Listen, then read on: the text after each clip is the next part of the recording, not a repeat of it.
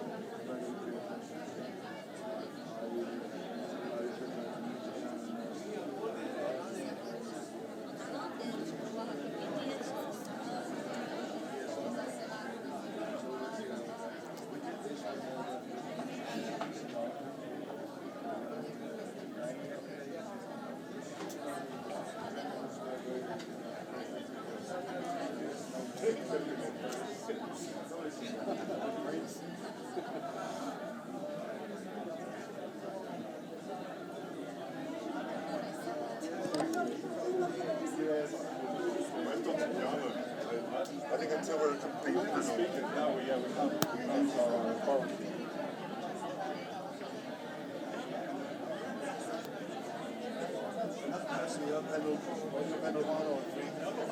Panel one. Learn from my mistakes as moderator. Okay, great. Or the other way around. Hello, Martin. How are you doing? How's the back? How are the beds? How are the beds? How's it?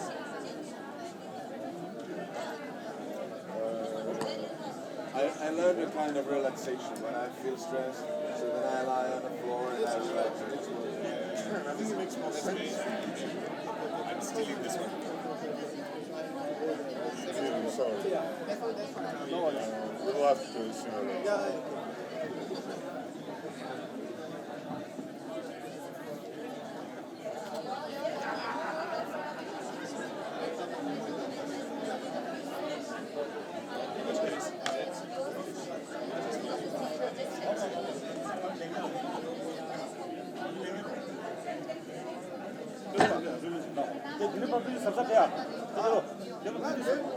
Now, so if you're convenient speaking over here, you can do that. Do you want to go outside? Any, whichever is convenient.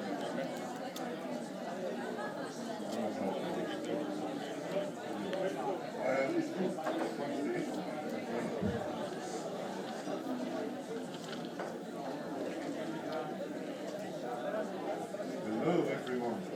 And those of you who aren't sitting, please take your seats. Don't make me ring a bell.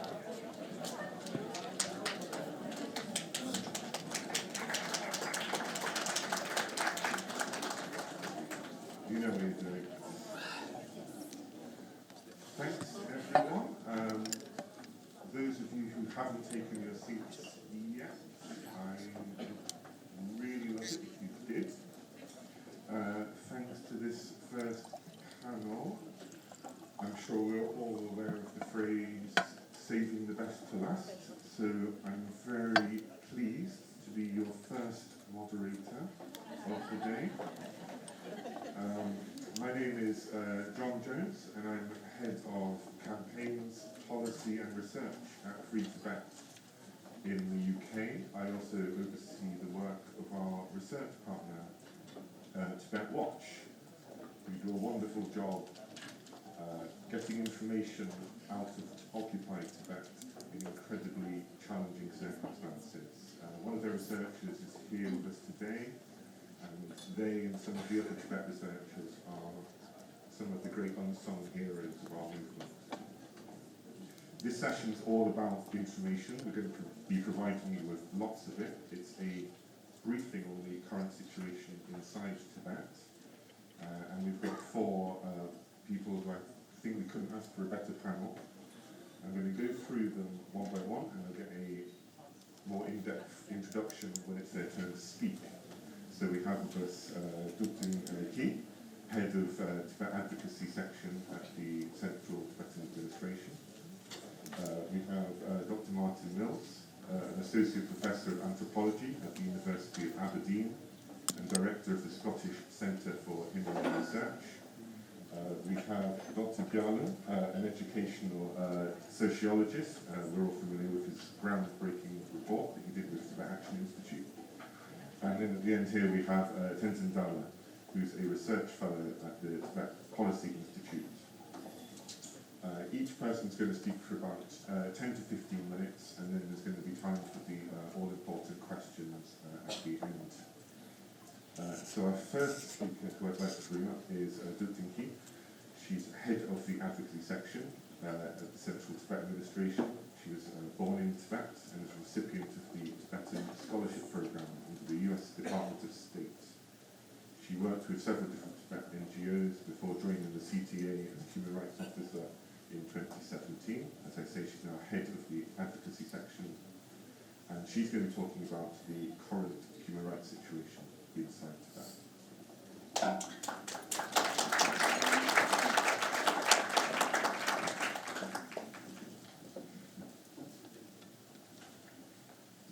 Thank you, John, for the introduction. Tashi Delik, and good morning, everyone. It is an honor for me to be here among this large gathering of Tibet supporters who have come from more than 40 countries around the world, and more importantly, who have worked tirelessly over so many years and continues to do so today with the same zeal and passion. My name is Dukthen, and I am to give a very brief overview of the current human rights situation in Tibet. However, it is an extremely important topic, but it is kind of tricky for me because every individual sitting in this room today knows exactly what is going on in Tibet.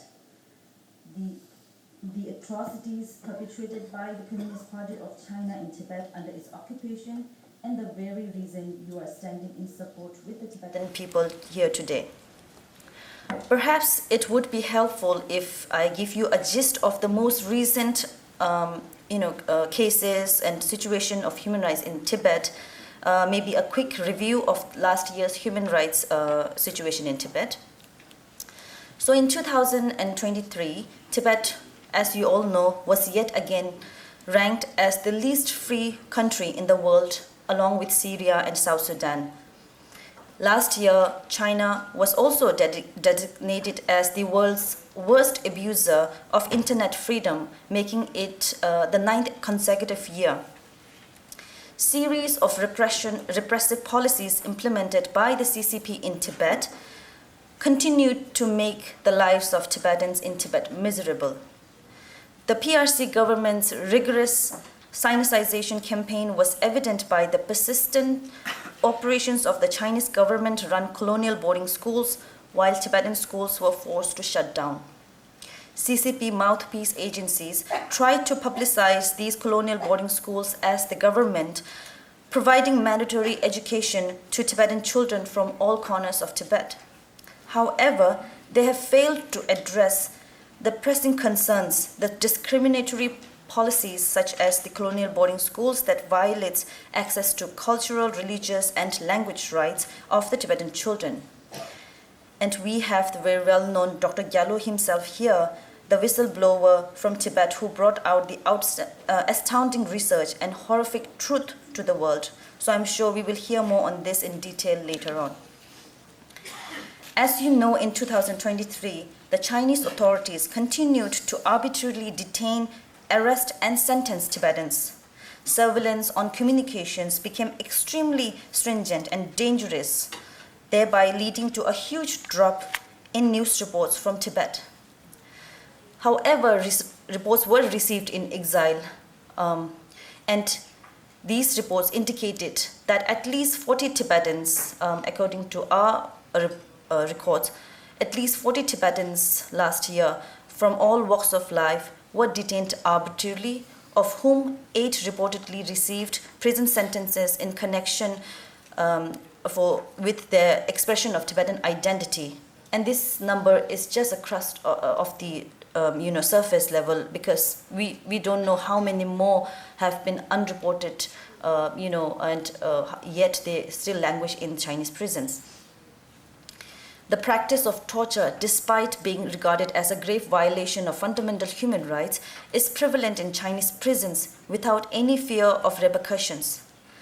Several reports emerged from Tibet of Tibetan political prisoners who died in Chinese custody, while some were released early in very poor health or on medical parole. And other Tibetan activists have been beaten up by Chinese authorities or CCP goons, as you all have seen in the news. The repeated assault by Chinese authorities of Tibetan rights activist Gompoki, who demonstrate the extent to which the Chinese government is willing to misuse its power to restrict and violate fundamental rights of Tibetans, including the right to appeal for a fair trial despite its guarantee by Chinese law.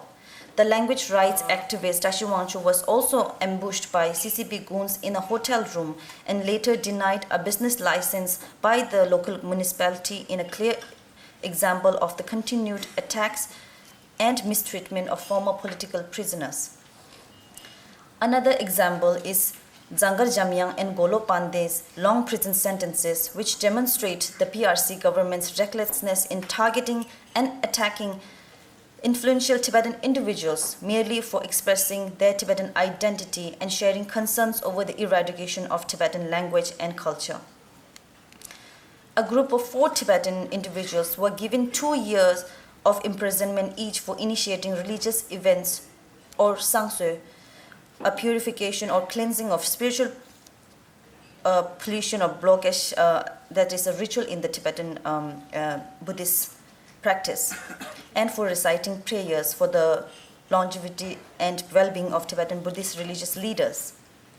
Again, another example, a Tibetan man named Tsudim and a Tibetan woman named Semki Doma were both sentenced to 2 and 1.5 years each for being found in possession of pictures of His Holiness the Dalai Lama and for communicating with Tibetans in exile.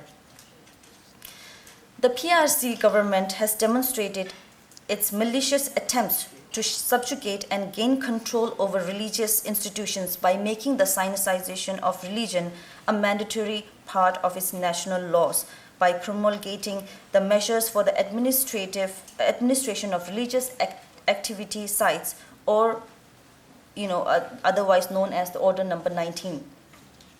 This order mandates, among other things, religious institutions to provide political indoctrination sessions to their members, where the members will be instructed in the CCP's policies and guidelines, laws and regulations, and the so-called excellent traditional culture and religion of China.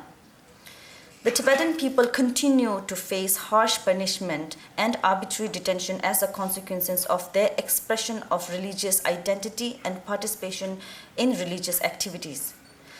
Chinese authorities have barred Tibetans from attending a key Buddhist event of Kalachakra out of fear that the gathering of more than 100,000 people could pose a threat to the government. 2 basic facts can be drawn. Tibetan people lack the respect, dignity, and freedom that they deserve to express their rights, while the Chinese government is insecure about the rule in Tibet. The utilization of advanced AI tools to monitor and surveil Tibetans, coupled with other surveillance strategies such as disinformation campaigns and censorship, is exacerbating the deteriorating human rights condition in Tibet. The so-called Tibet Autonomous Region Cyber Security Management Regulations, which came into effect on 1st of February last year, subjects individuals engaging in activities that relate to Tibetan culture, language, or religion to stricter regulations and harsher punishments. My friend and researcher Tenzin Dalha, who is here with us, will be speaking more on surveillance. So I will move on to transnational repression. Transnational repression by the PRC government has led to self-censorship among Tibetans in diaspora, who live in a constant fear and have, as a result, been forced to lose contact and severe ties with one's family members back in Tibet in order to protect them from the PRC government's reprisals. Last year, Tibetan youth in Tibet were denied the opportunity to apply for government jobs for having family members in diaspora communities, or if they had actively participated in activities to expose the PRC's repression of Tibet in exile communities, thereby forcing them to cut ties with their family members in exile. China's disinformation campaign is a two-pronged strategy, firstly to counter Tibetan historical accounts, and secondly to divert and mislead the global audience, shifting their attention away from its human rights abuses. The latest so-called white paper on Tibet, titled CCP Policies on the Governance of Xizang in the New Era, Approach and Achievements, aims primarily to misinform the international community by painting a flowery image of Tibet, by using figures that imply development that does not benefit Tibetans in any way, while sugarcoating the violations of human rights being committed in Tibet. All official documents replaced Tibet with Xizang, a Chinese term for the Tibet Autonomous Region. It makes it clear that the PRC government is attempting to imply legitimacy of its illegal occupation of Tibet and reclaim the global association of Tibet with injustice and eradicating a valuable culture. In the recent times, we have seen a growing support for Tibet from the international community through the passing of legislations and resolutions, as well as the release of statements and reports condemning the PRC government's repressive policies aimed at eradicating Tibetan identity at its core, including the compulsory colonial boarding schools and so-called vocational training programs. The support of the international community, in particular that of the Tibet support groups, is vital to advance the Tibetan cause for Tibet advocacy and to mobilize government support, as well as to put diplomatic pressure while promoting at the same time a greater understanding of Tibetan issues in general. There is hardly any good news or happy news to share when talking about human rights in Tibet. But I would like to highlight some of the positive notes, the small wins and major triumphs for us that reflects the power of collective efforts. Just a month ago, China underwent its fourth cycle of Universal Periodic Review at the United Nations. Many of us gathered here closely monitor and engage in China's UPR as Tibet, among other oppressed people under the PRC, is also discussed during the cycle. So this year, 24 UN member states mentioned Tibet and Tibetans during their oral statements, of which 21 countries raised serious concern over the dire human rights situation in Tibet. In total, there were 23 recommendations in this fourth UPR cycle of China, which is an unprecedented support seen at the United Nations UPR cycle, because it's almost double the number of recommendations that we have seen in each of the previous three UPR of China. Just over a week ago, the US House of Representatives passed the bipartisan Resolve Tibet bill with an overwhelming support, which seeks to resolve the Tibet-China conflict by reaffirming the US policy to support the direct dialogue between the PRC and the representatives of His Holiness the Dalai Lama, or with democratically elected Tibetan leaders without any preconditions. These were the results. These are just some of the examples, but these were the results of the hard work, the relentless efforts throughout the time of everyone involved, many of whom are in this room today, and at every level, individual or organizational. So despite all the differences, the obstacles, and the hardships, the power of collective effort is something else. So I would like to give a quick shout out to everyone, each and every one of you who are doing this amazing work and made it possible for these triumphs that we have seen in the recent times. And I would also like to mention that we must go on and we must go stronger together, united more than ever before to counter the PRC government. Our sources of inspiration lie in His Holiness the Dalai Lama and our fellow brothers and sisters inside Tibet, who continue to demonstrate profound resilience. They have remained committed to preserving Tibetan identity despite increasing pressure, oppression, and repercussions under the Chinese government. Therefore, we must go on. We must go on for them. We must go on for us. Thank you.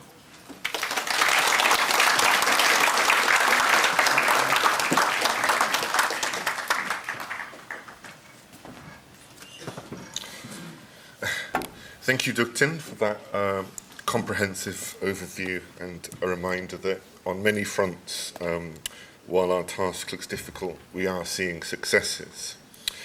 Our next speaker, who's got the longest journey to the stage, is Tenzin Dalha. He's a research fellow at the Tibet Policy Institute. He received his master's degree in journalism and communications from the University of Madras in 2014 and worked as a freelance journalist before joining TPI. His current field of research is digital and Chinese cybersecurity policy, and he's going to be talking to us about surveillance and security in Tibet.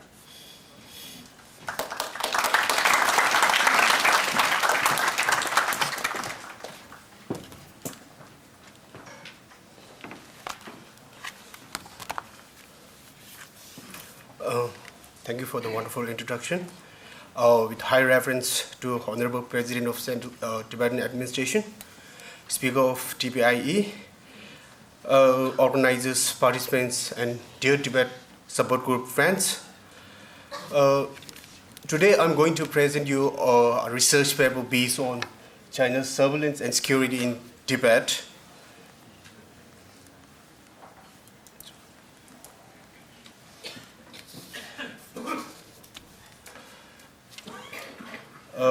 This is the total abstracts and the details of the contents of this research paper. If you talk about the surveillance, we need to go back to more than half a century ago. George Orwell has written a dystopian masterpiece, 1984, debating a world under total surveillance. Today, the relevance of Orwell's vision is strikingly evident in China, where reality surpasses fictions in its advancement and its ominous implications.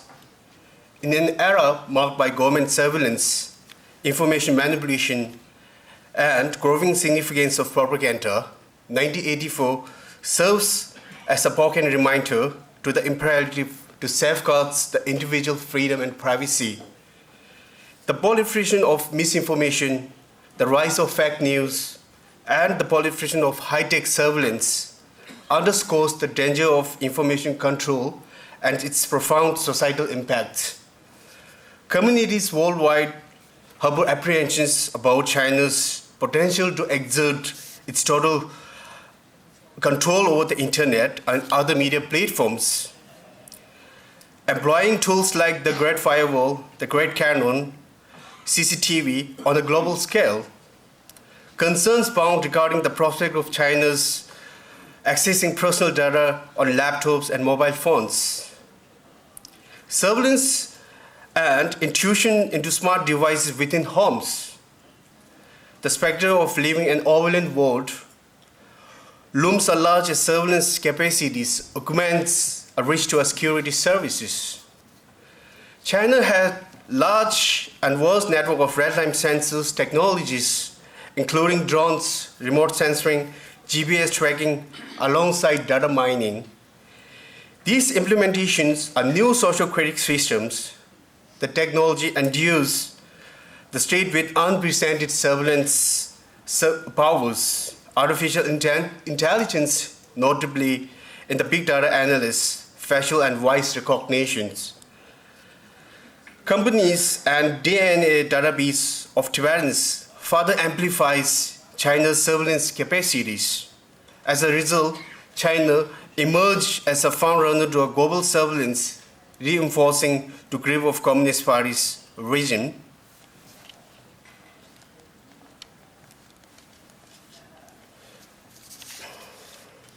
The concept of mass surveillance in China emerged during Mao's era, following the establishment of People's Republic of China in 1949.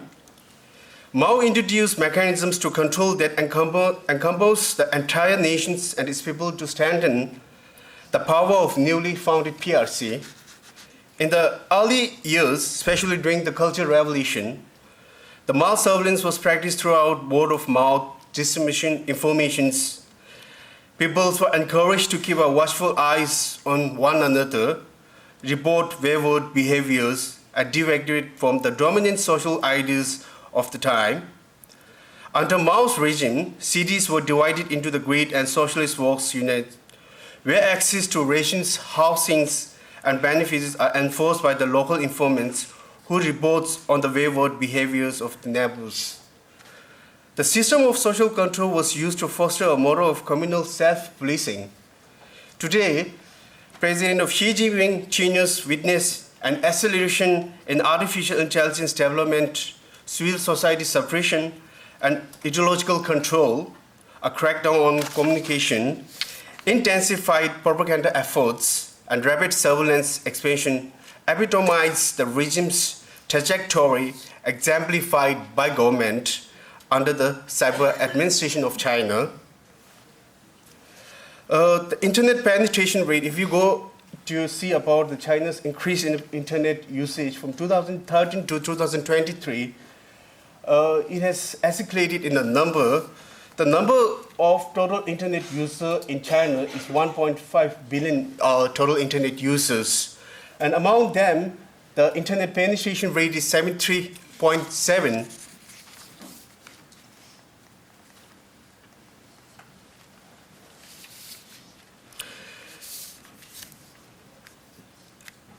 China's evolving algorithmic surveillance systems relies on the CCP security organs to filter, control, collect, analyze, and vast amount of internet data. China's sophisticated mass surveillance technology serves as total for the authoritarian rule. Critics perceive it as a perverse scenario and overwhelming rhythm where Big Brother perpetually watches, capable of spying to anyone, and political dissident, activists, persecuted minorities, and even unsuspecting citizens. The Chinese government is experimenting with a new system in Tibet as part of its covert and overt expansion of government intervention and surveillance. Over the years, China's surveillance apparatus in Tibet is imposing grassroots levels and perpetrating human rights abuses. The proliferation of manned and unmanned checkpoints, AI CCTV networks, re-education centers, under the guise of national security, exacerbates the already oppressive environment in Tibet. Alarming these surveillance systems in exploring digital systems, the technology infrastructure to numerous countries worldwide, spreading China's digital authoritarianism beyond its borders. Chinese companies like Huawei, Hikvision supply surveillance cameras to dozens of countries with poor human rights report. Approximately half of the world, nearly 1 billion surveillance cameras are estimated to be in China. Concerns over China's high-tech surveillance equipment aiding intelligence gathering have led to some governments, such as United States and United Kingdom, to impose major restriction on Huawei and ZTE technologies. The complexity of uncertainty of artificial intelligence present heightened risks to international human rights. China's autocratic regime exporting, selling, transferring, and servicing high-tech surveillance systems and internet control globally contributes to a decline of democracy and rise of autocratic worldwide. The advance and technological capacity gained through AI, monitoring and surveillance Tibetans, alongside mass surveillance and censorship policies, including disinformation campaign, exacerbate the deteriorating human rights situation in Tibet. As it continues to amass more data to develop a way to process, the party dangles the complete engineered society, one in which the government has a potential to monitor everything Tibetans see and track everything Tibetans do. Now people can be nudged and controlled by invisible algorithm delivering personified contents to their phones. Inside Tibet, people exist within a meticulously designed and managed information bubble where the government exert intense efforts to subjugate Tibet and its populace. The earliest indication of China's construction of 5G station in Tibet emerged January 2019. A Chinese government is likely to leverage 5G to further enhance AI-driven centralized system. In a future dominated by AI-driven activities, 5G presents a significant opportunity for government and amass more data, facilitating further monitoring, critics, and suppression of the dissident. China has implemented an area of cybersecurity laws, internet surveillance strategies, data mining, and censorship measures to control internet service provider, ICP, internet subscribers, internet cafe users, regulations governing internet access to become one comprehensive and stringent, with the State Council entrusting the Minister of Public Security Bureau with overall internet supervision. In authoritarian states, surveillance is not merely a means to achieve specific policy, but an enable mechanisms to reinforce its state-complete political dominance.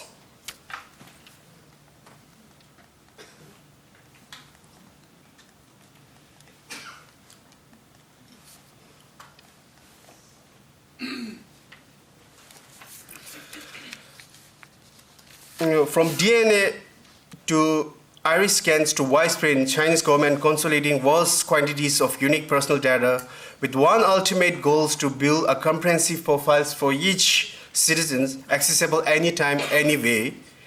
The sweeping surveillance efforts laid by the groundwork for increasing sophisticated control method aimed to preempting perceived threats.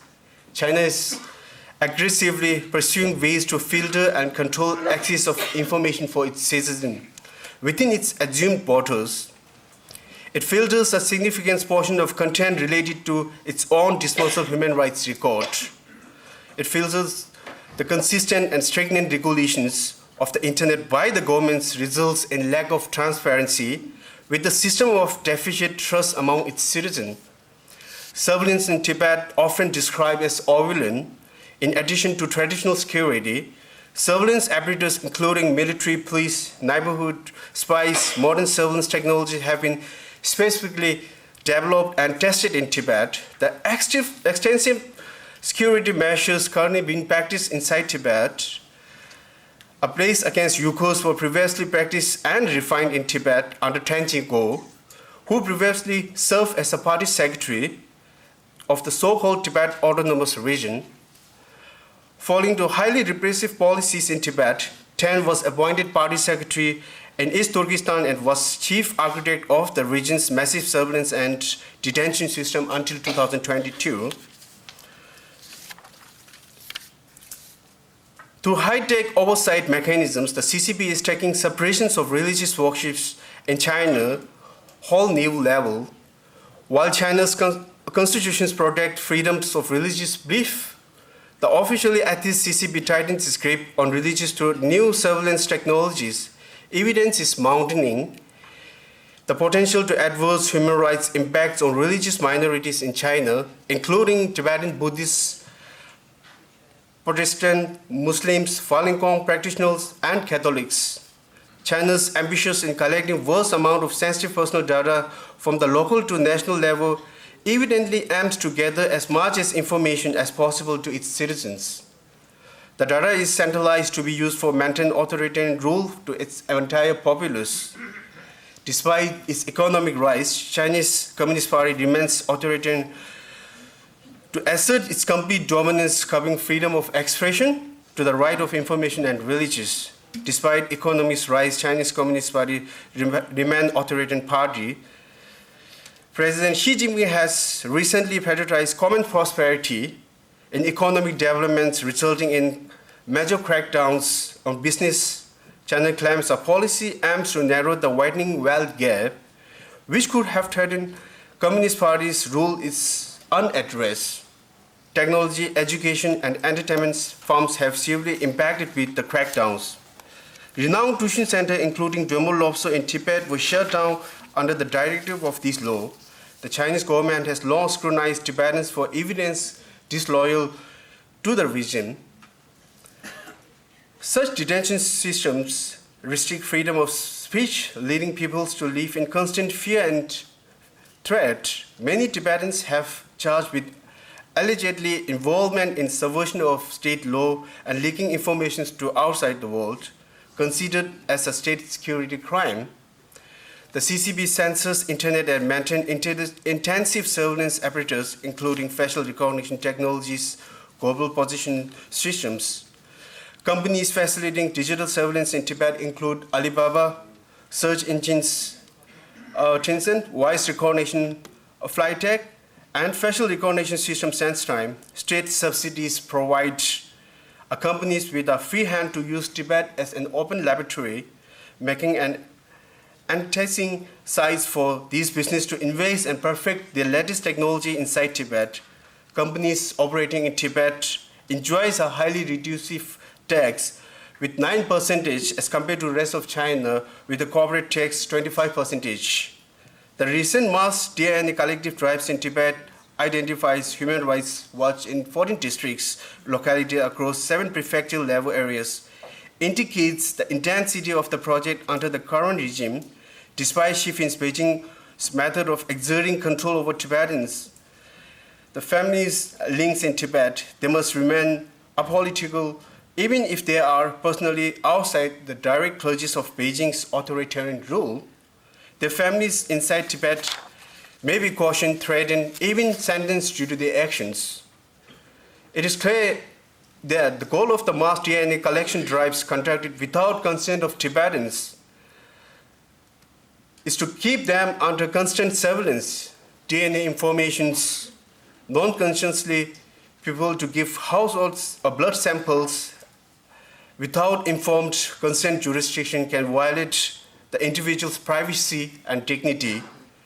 Alongside, it indicates a relation among paternal lines and help pinpoints the suspect family history and geographic ancestry. Due to personal concerns, the DNA collections to a criminal suspect only. The increased use of surveillance have far-reaching implications in China. The CCP has invested billions of dollars to maintaining and enhancing surveillance mechanisms inside Tibet. The intensity and these mass surveillance systems is far more intrusive in regions such as Tibet, Xinjiang, Inner Mongolia compared to the rest of China. The bamboo garden of Tibet has been closed, ramping Tibet off limits for free and independent visit from international media, journalists, advocates, researchers, government officials, civil society representatives. The highly repressive situation inside Tibet makes it difficult and accurately comprehend the scale and intensity of digital surveillance inside Tibet. In recent years, the CCP has faced criticism from both external and internal sources of its pervasive use of surveillance. Yet, the current regime persists in its objectives. China's sophisticated surveillance capacities are utilized to target a mass personal information to gain leverage on important actors to gather big data, the use of which is essentially unlimited. Beijing's remarkable growth through deployment of data gathering systems and surveillance tools globally has been accompanied by little to no transparency and accountability. Here, at the end, I want to make an appeal for the international security and ethical governance. The escalating scope and the sophisticated of China's surveillance apparatus necessitate a critical examination for its implications for human rights and global democratic norms. The paper advocates for an immediate cessation of technology abuse to a commitment and transparency, data protection and adherence to international human rights by the Chinese government and the international community. The CCP must stop immediate effect with the abuse of technology to a high-tech human rights violation carried out against its rule, including Tibetan, Ryukyu, and other Turkic people, Mongolian, Hong Kongers, high-tech religious persecutions of people of faith, the export, sale, transfer, and servicing to his high surveillance tools to other countries. Last but not the least, the government, international institutions, and business enterprise, including multinational companies, to fully and meaningfully implement UN guiding principle and relevant treaty obligations in the business dealings with China, and to stop funding, investing in research and manufacturing of surveillance tools by China. Thank you so much. Thank you.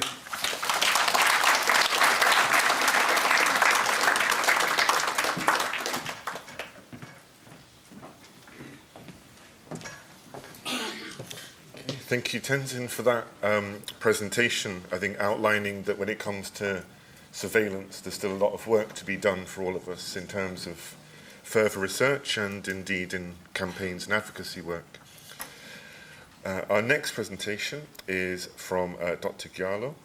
He's an educational sociologist who received his PhD from the University of Toronto and was awarded the Social Sciences and Humanities Research Council of Canada Fellowship for his research entitled Culturally Relevant Education for Minority and Rural Villages in Asia. Prior to leaving Tibet in 2020, he taught as a faculty member at several universities, including Northwest University for Nationalities, and was a professor at the Yunnan Normal University until it terminated his contract in 2020, claiming he was a foreign agent. He is the author of Social Structuration in Tibetan Society, Education, Society and Spirituality, and is currently working on 2 books, as well as being a specialist with the Tibet Action Institute. I'd like to welcome you to the stage.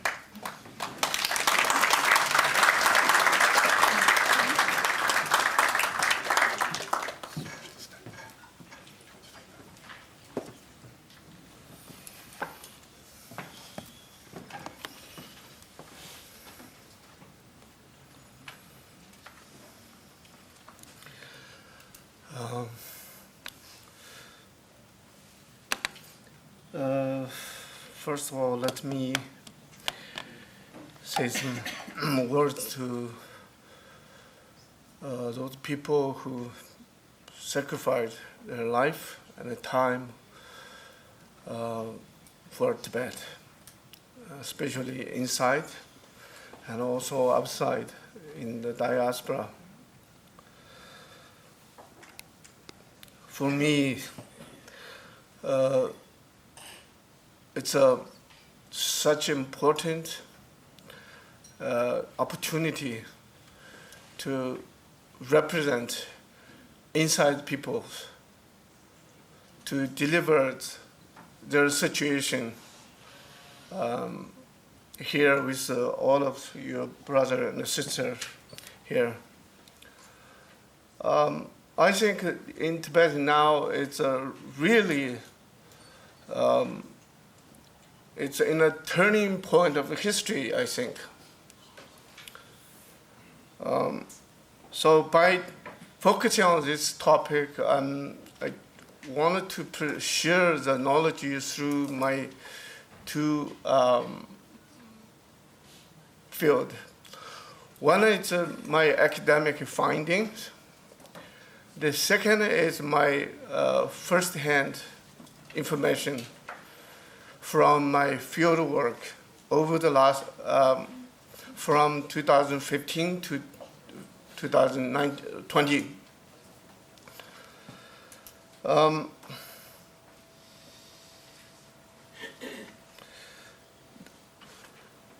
Today, we're gathering. I see this conference, this gathering, it's such important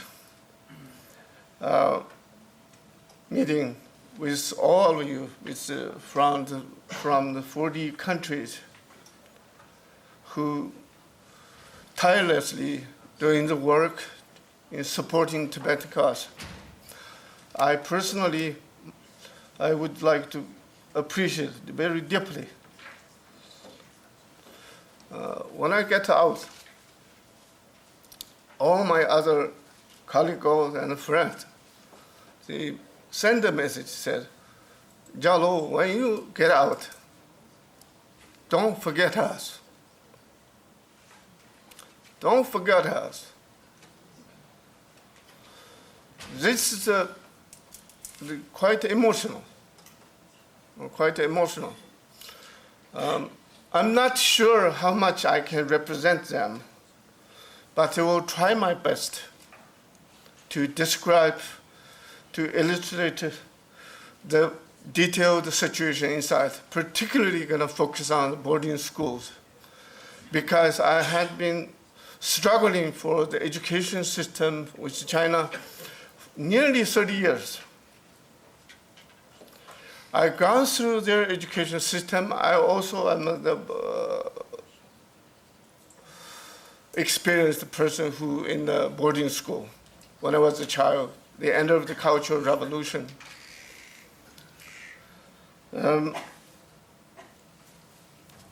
So this gathering is about, clearly, it's about to ensure the sustainability of Tibet.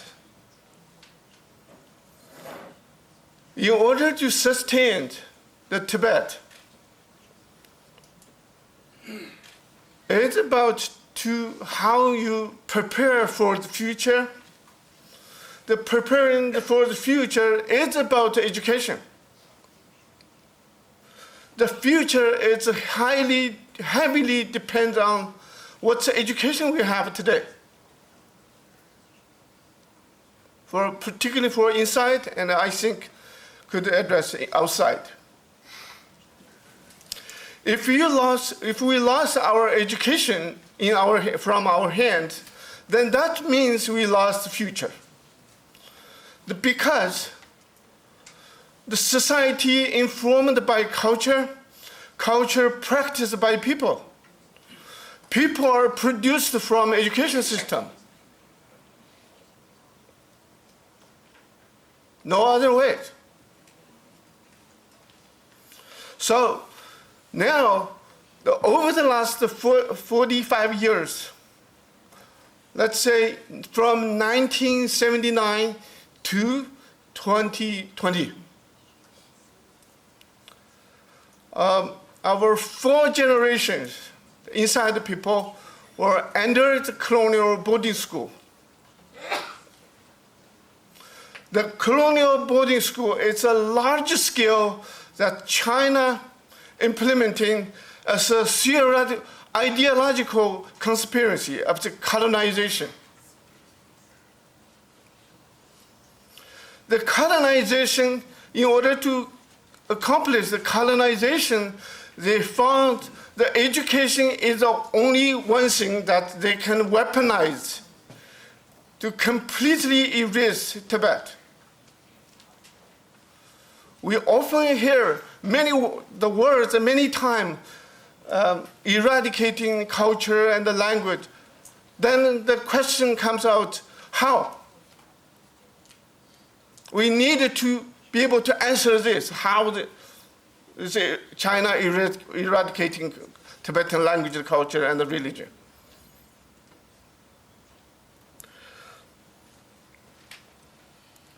So, China put our 88% of the population, is a young generation, into the boarding school. 88%. That's across Tibet. It's no exception. From Ryukyu to come to Endo. No, there's no exceptional. Every kid, school-age kids, has to be in the school. That means you have to be in boarding school. Because of the compulsory education policy, that allow China to force all of the parents and the kids to attend the school. So can you imagine, after the 45 years, those 4 generations educate as a cheap laborers?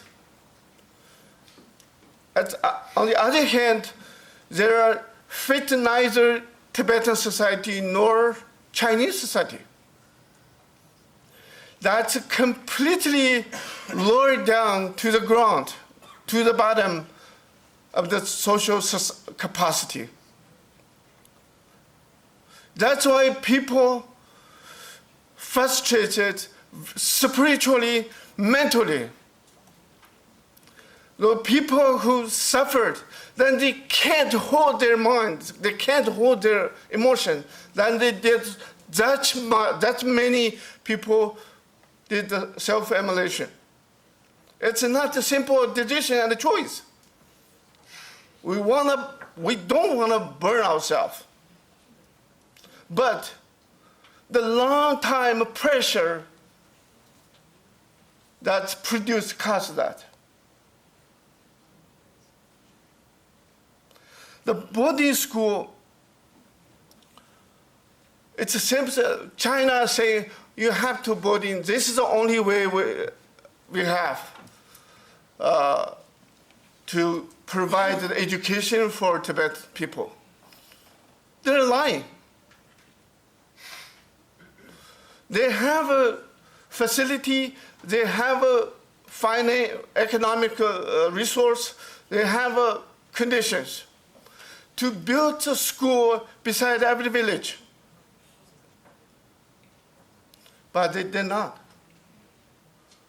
The shutdown they have in the school in 2009.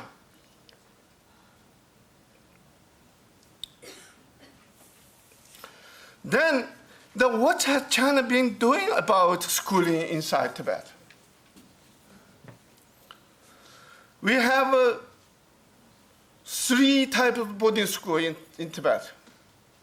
One is established generally in 1979, and the second type of boarding school established in 1984.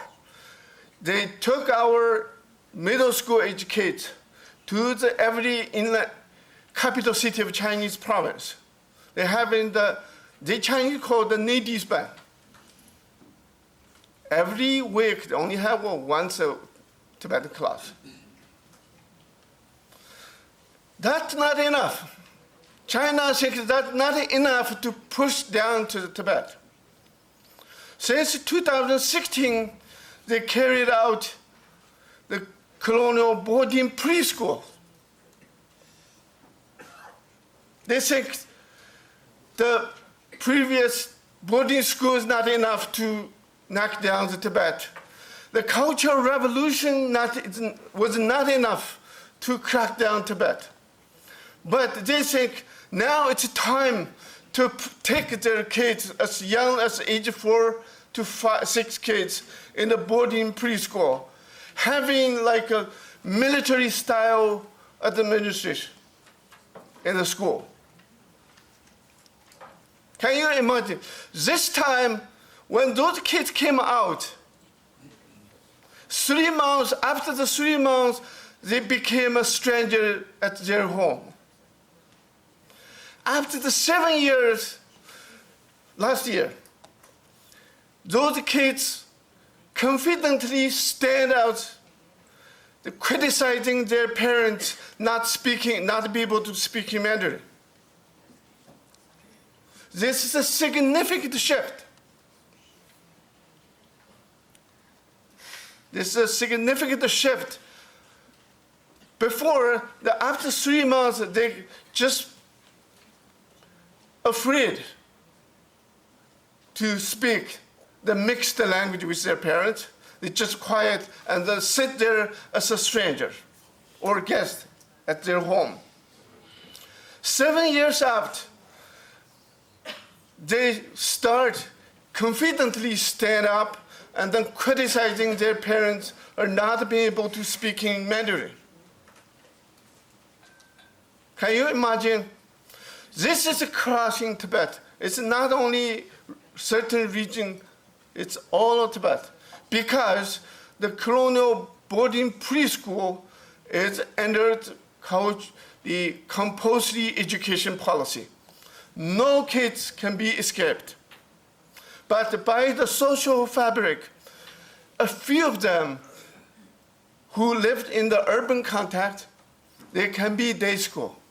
But 70% of our population still remain in the remote area. then those areas you have to be boarding.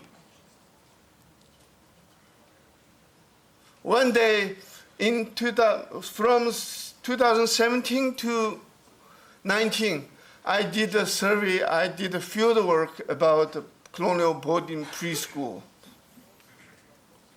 I had been visited 50 to 52. Some of the young mothers crying before they speak out, saying, Gyal, you know, as a mother, our life is so difficult, but unless I have a child to hug in the evening when I come back from the field, but now they're not there.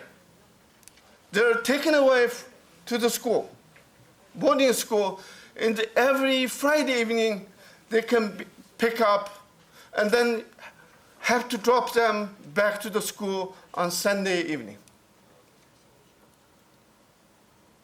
Can you imagine those age 4 to 6 kids in the Colonial boarding school under the military style of administration? How painful it is.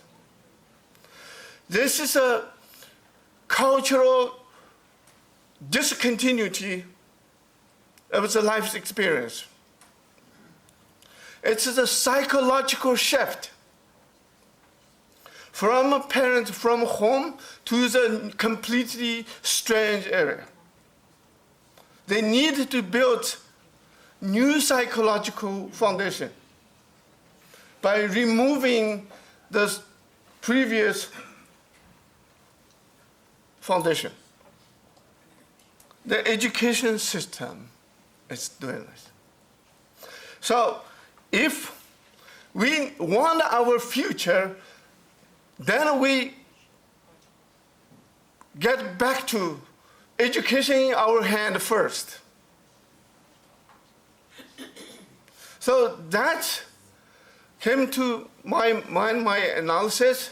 So all of you, brother and the sister who are sitting here, we needed to increase our quality of the collaboration between each other group, to increase the international pressure on China to stop this before it gets too late. Because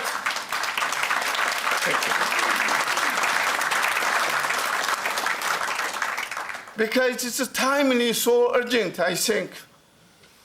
Those kids, this boarding school system style, if we not be able to stop, prevent them, and in the 15, 20 years, then we'll get too late, I think.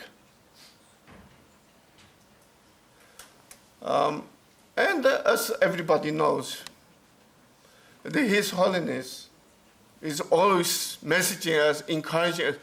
I will live until next more 15 years, 20 years. What does that mean? I said, to me, it's urgent. It's an urgency, serious urgency. For national urgency, it's not a personal urgency. Time is not our side. I think we need to increase the quality of the activity, movement, and the quality of the collaboration. That will allow us to increase the support of the country more. Last year we got 20, I hope within the next few years we got 80 countries. Then that will make a huge pressure on China that they have no choice. They have to change their policy. They have to change their education policy. So in that way, we can get back education in our hand. Then we will be able to plan our future. Without get the education, schools, education back to our hand, then we can't plan the future. Because China, everything is China designed in their way, not for our way. So I genuinely encourage every one of you, sisters and brothers, to continue to put effort and the time and energy to increase our quality of the work for Tibet. Thanks so much.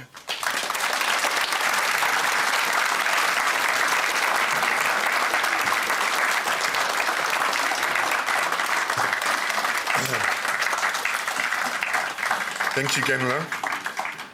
You mentioned sacrifice at the start, and I think everyone in the room would agree that you definitely count among the Tibetans who have made huge sacrifices to do this really important work and give it to the movement so we can use it in our campaigns and advocacy and speak up for those million Tibetan children in residential schools. So thank you for that.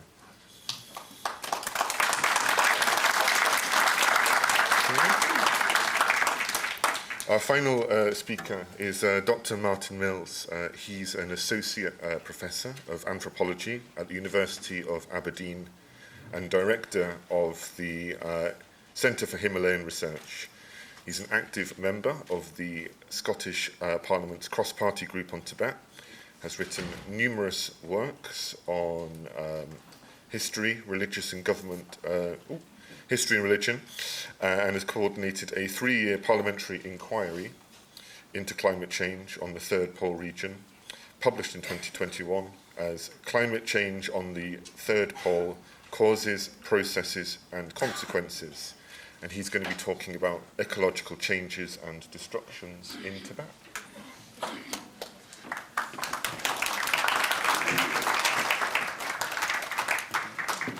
Thank you. I'm a little torn today because this is the report that the Scottish Parliament's cross-party group on Tibet produced in 2021 has been read by many of you. And I think about a third of the room has seen a presentation by me on this topic. And in the case of some of you, most particularly I can think of Sonam Frazi over there, have probably heard it too often for your good health. So I'm going to divide the talk very quickly today. First, to summarize some basic points of the 2021 report, and the second, to add some extra material that we have been looking at subsequently on changes under climate change and under warming processes that are occurring on the Tibetan plateau. The 2021 report, the purpose of it, because I'm an anthropologist and not a climate scientist, was simply to review the international consensus on what is happening in the Third Pole region, that is the Tibetan plateau and the mountains surrounding it, and to come to some degree of consensus, whether that is amongst scientists in the Chinese Academy of Sciences, in NASA, in the Australian scientific academies, in European, the Environment Desk at Dharamsala, all of those, to bring them together to assess a consensus on that question. And the consensus is relatively straightforward, and I can say it in a single sentence. All the evidence demonstrates that the Tibetan plateau and the surrounding regions, that is an area, by the way, for those of you who are unfamiliar with this, of 2.5 million square kilometers, or the Third Pole region is 4 million square kilometers, so roughly the size of Europe. That region is undergoing a dramatic and irreversible ecological transformation. That ecological transformation will change the Tibetan plateau for all of the rest of our lives, for the lives of our children, for the lives of our grandchildren, and as far as we can tell, forever. And it is irreversible.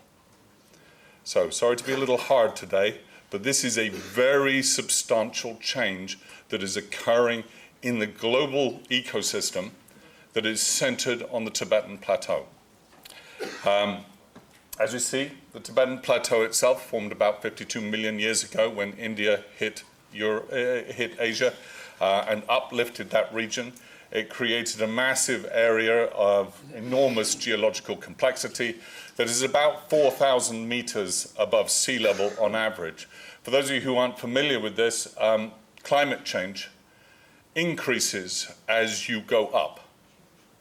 And so, as His Holiness said in his message today, the Tibetan Plateau actually is undergoing climate change at roughly twice the pace that, for example, Brussels is. The average climate change increase in temperature is around, at sea level, is around 0.24 degrees centigrade per decade. The average change in temperature on the Tibetan Plateau is 0.48 degrees centigrade, so pretty much basically twice.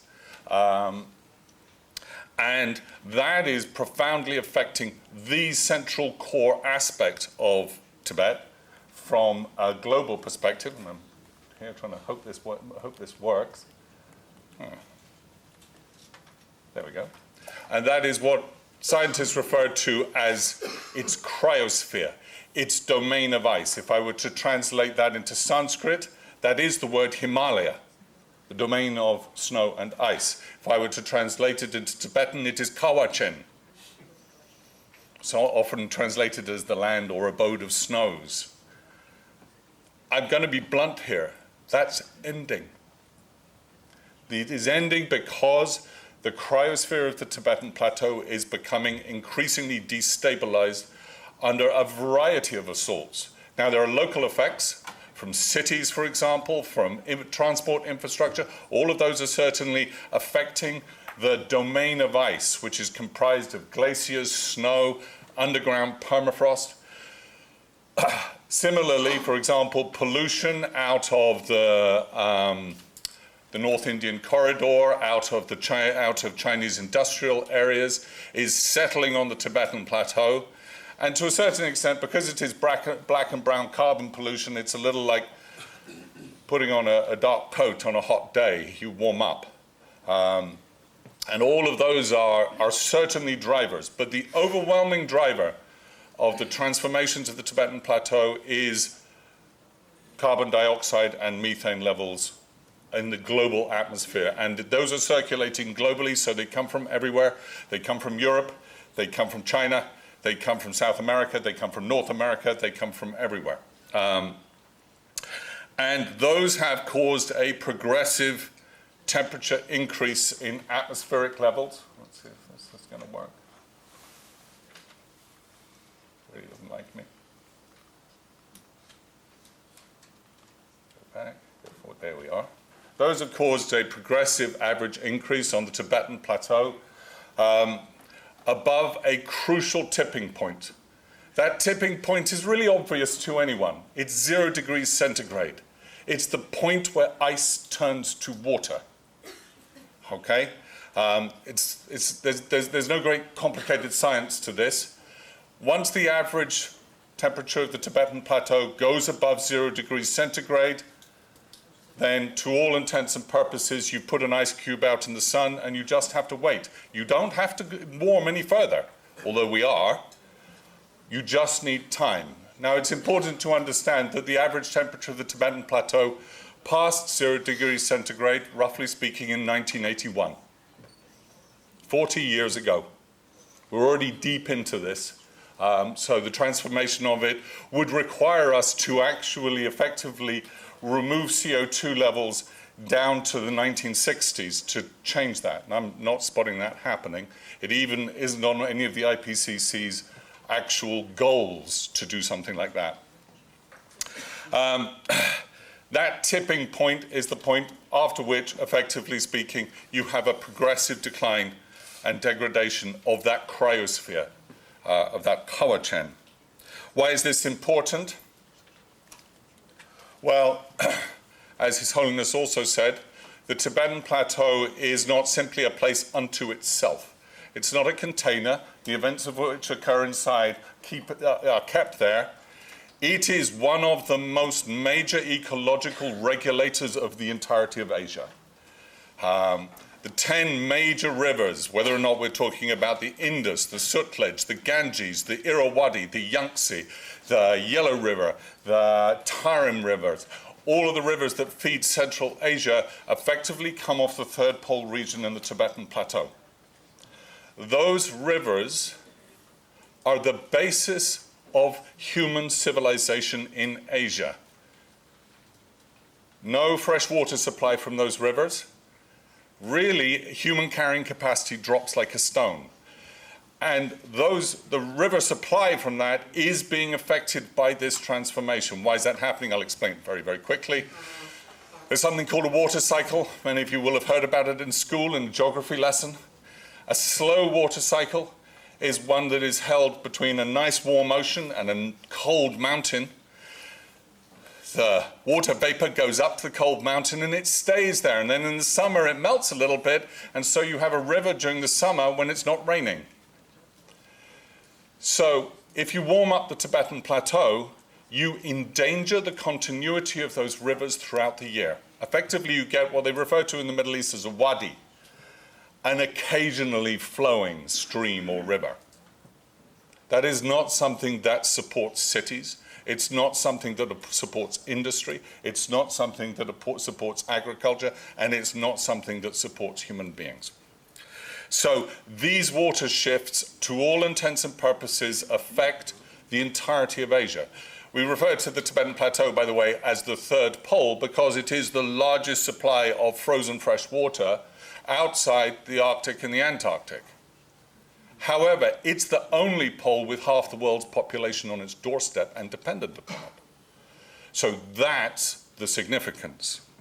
Now, so there's a summary of the report. I advise you to read it at all points. We pass it by members of the Intergovernmental Panel on Climate Change. We threw it past as many professors as we could think of, and they're generally very, very happy with the results. Happy is probably the wrong word. They say the results are, to all intents and purposes, accurate. It is a good summary of the scientific consensus on what is happening at the center of Asia. To bring that slightly up to date, it's a little harder to do that because there was something of a hiatus in scientific production called the pandemic, and not much was produced during that period of time. But we know that many of these processes are developing. One of the most substantial and most interesting of those is actually the desertification of the Tibetan Plateau. There is considerable evidence that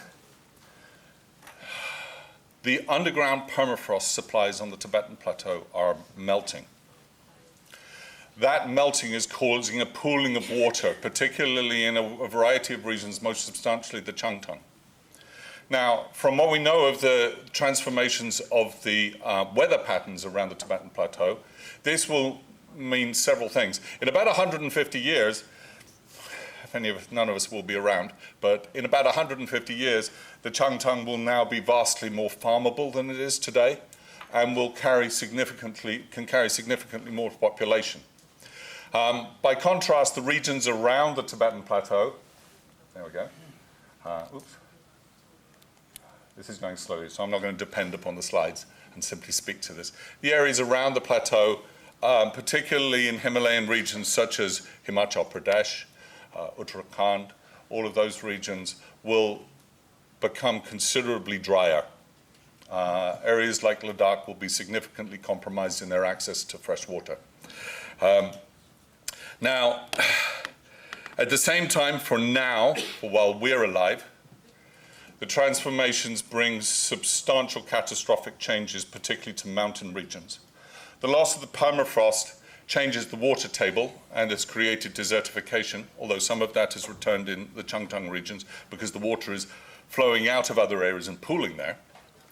But more substantially, the real change that is important to people in this room, and Tibetans, and particularly exiles in this room, are the transformations to the Himalaya itself. Permafrost isn't just a block of ice that you find when you dig 2 meters down. It holds together mountains. It holds together slopes. It's glue to a mountain region. And one of the things we're finding all across the world, actually, is that mountain regions are becoming more dangerous. Quite literally, read a climbers magazine, and they will tell you that climbers around the world, in the US and a whole range of other places, when they go to high mountain areas, they now have to be far more careful because the rock that was solid once falls out now because that glue is going. And this is certainly happening in the Tibetan region, in the Tibetan regions. The collapse of permafrost across the Tibetan plateau is occurring also in areas such as, for example, the southwestern Himalayan regions. This is a very dramatic change. Many of you will be familiar, for example, with the Chamoli disaster in 2021, when a huge section of the Nandi Mountains simply broke away, fell 1.5 kilometers, hit the ground at the base with the kinetic energy of 60 Hiroshimas. Yeah. These are the forces, and then just walk through several dams. Human infrastructure cannot face up against these, and we're seeing them again and again. Most substantial here from the Indian perspective is the Yalang Tsangpo River, which feeds into the Brahmaputra. That has constantly and consistently increased. There we are, that's the Chamoli. I'm going to keep going down, right? The mountains around that have consistently, at a faster and faster level, they're breaking away and falling into the Yalang Tsangpo. What this does is it blocks the river. You then get a massive backup that will flood any town or city in that in the backup region. Then the blockage breaks very, very quickly, and all of that earth is carried downstream. As you can see, perhaps from this list, that is happening more and more. And now we get into the point where it's pretty much happening every single year. The most recent that I have access to, there we go, is the 2021 blockage of the Yalang River. This landslide here deposited 100 million tons of rock and ice into the Yalang Tsangpo, having fallen 3,990 meters, so it's a lot more than your 60 Hiroshimas this time. The sheer quantity of energy that is being released by these collapses is simply more than a technical solution can provide. It will walk through any human construction that we go through, that we put in its way. So putting up dams to block it, that's not going to help us. Similarly with these, what we see, and you can see from this photograph here, is that landslide, which is the 5th major landslide of the last 10 years, by the way, from that mountain. So a lot of these are occurring multiple times, has removed much of the ice and snow from it. So even these gravitational events compromise that cryosphere and mean that the sun then gets to that earth, warms it up further, and you'll have more landslides. This is affecting infrastructure all across the Tibetan plateau. Most particularly, the one I've been keeping a little bit of an eye on is the railway. The Langzhou geological team covered this a few years ago, and they actually projected in 2016 that the life expectancy of a viable railway between Golmud and Lhasa was now about 16 years. Because the permafrost underneath the ground is simply melting. The railway was actually very well built, at the cost of 200 lives, I hasten to add, to not transfer heat into the ground underneath it. But if the ground is melting anyway, then your railway turns into this. Your oil pipeline or your gas pipeline fractures and explodes. All of these infrastructural processes are being halted, and we're finding this in a whole range of places from Canada all the way to the Andes and the Tibetan plateau. One of the most interesting developments recently, there we go, is the development of micro-earthquakes as a consequence of permafrost collapse. Literally, as ice turns to water, the water then flows away from an area. That releases weight and can cause a sudden geological shift. And one of the problems that they're facing with reference to the railway is not just slump that is affecting that railway, but actually now an increase of these micro earthquakes. So transformations are occurring at almost all levels. I have to say, you know, I finished writing this report in 2021, and then I basically didn't answer any emails for a year because I was so depressed by this, just in case it shocks you, because it shocks anyone. When you listen to Chinese scientists and glaciologists talking about this, their terror is manifest. Finally, I'm going to skip outside because I appreciate I'm running out of time. I'm going to go a little closer to home and talk about the Indian monsoon. The Indian monsoon depends upon a particular balance between the cold of the Himalayas and the warm of the sea. And that balance is changing. And the monsoon, as many of you who live in India and read the newspapers will know, is destabilizing. Last year was particularly bad because of the El Nino effect. But the El Nino effect's implications for the cryosphere are not episodic. They push the process along a little bit further. When you get in El Nino years, the temperatures are higher in the Himalayan regions, but that means your cryosphere collapses further. The general effect on this, particularly in regions like Kulu, for example, Himachal Pradesh in general, is one of increased extreme rain events.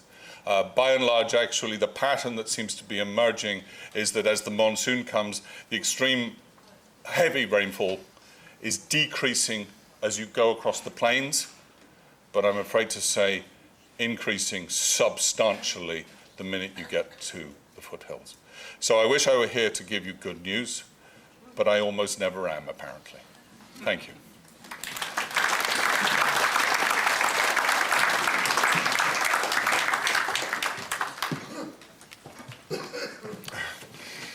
Thank you, Martin. We were hoping to have a bit of time for a Q&A. You have been given a lot of information here, and I suggest the best way to do it, so that we stick to our tight schedule, I know we've got another panel at 12, is to just corner our experts and ask them all the questions that you've got, maybe over lunch or during the rest of the day. I think I'm going to use these last few minutes just to thank the panel one more time. And I hope we can just give them a round of applause for all the work they've done and the information they've shared. Thank you.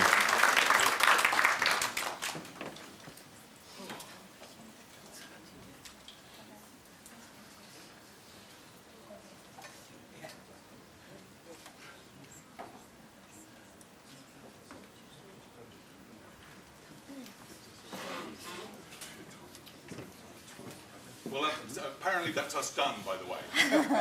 So if you want your lunch, now's the moment. Yeah. No, we have one more session. Yeah.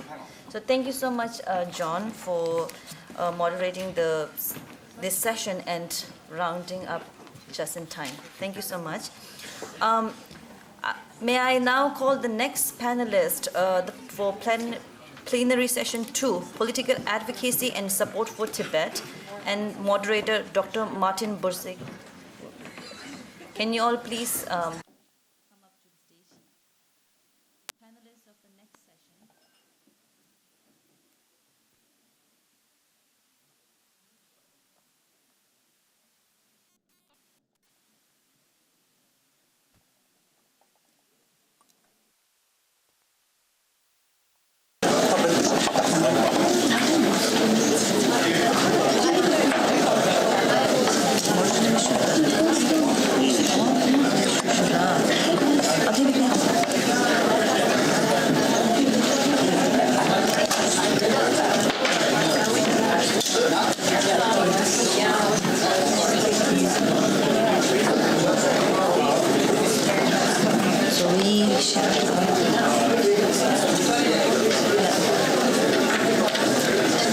Thank you.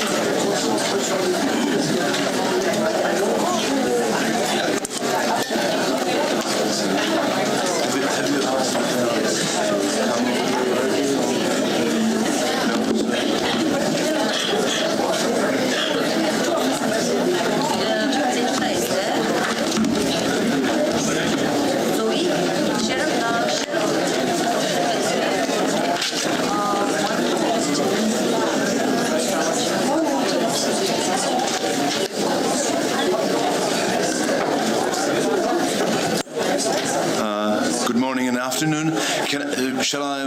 Hello everybody. Shall I ask the panelists of a panel number 2, please, to join us here so that we can start our second panel? Thank you.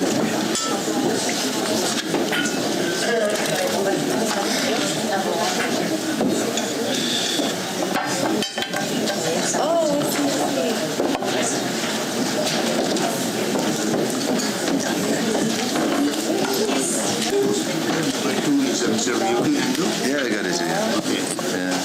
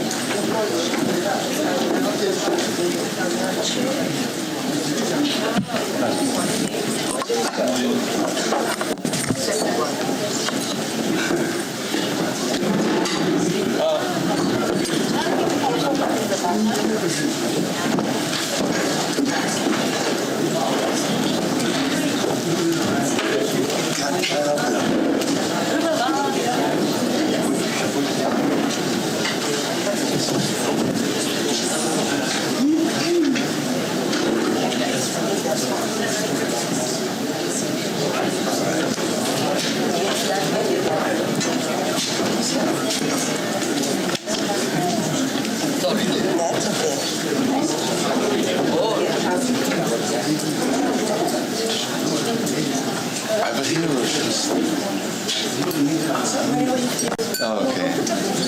So, hello everybody, ladies and gentlemen. My name is Martin Bursik. I was asked to moderate this panel. It's my great honor. When I was going through the list of panelists, and there are some changes being made in the last minutes. So we got 5.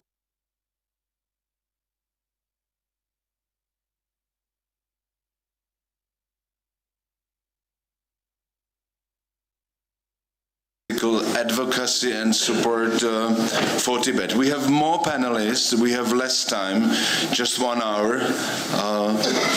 Otherwise, we will ask you to vote in favor of leaving lunch, and we make it a bit longer. It's of your interest. So I will briefly introduce 5 speakers and then tell you what can you expect out of this hour. So we have Tencho Gyatso. She's the president of International Campaign for Tibet. She's a wonderful person. I know her in person because I'm a member of the board of International Campaign for Tibet Europe. We have a panelist which you do not have him in your program. It's Ryukyu Endo, a chief priest of the Vajrayana temple from Japan. We have okay, so then 2 applauses for Tencho as well. We have Rigzin Genkhang, a representative of the Office of Tibet in Brussels. You know her. Pleasure. We have Dr. Zoe Bedford, Executive Officer of Australia Tibet Council. You're welcome. And last but not least, we have Sherab Cherin, an Executive Director of Canada Tibet Committee. So, 4 continents. The idea is so that each of you got 5 to 10 minutes to describe the political advocacy work and support for Tibet within your country and region. But if possible, it'll be wonderful if you also present your future advocacy work and plans which are connected with the expected events, because we are living in a world which, at least in my life, almost 65 years old, has never been so dramatically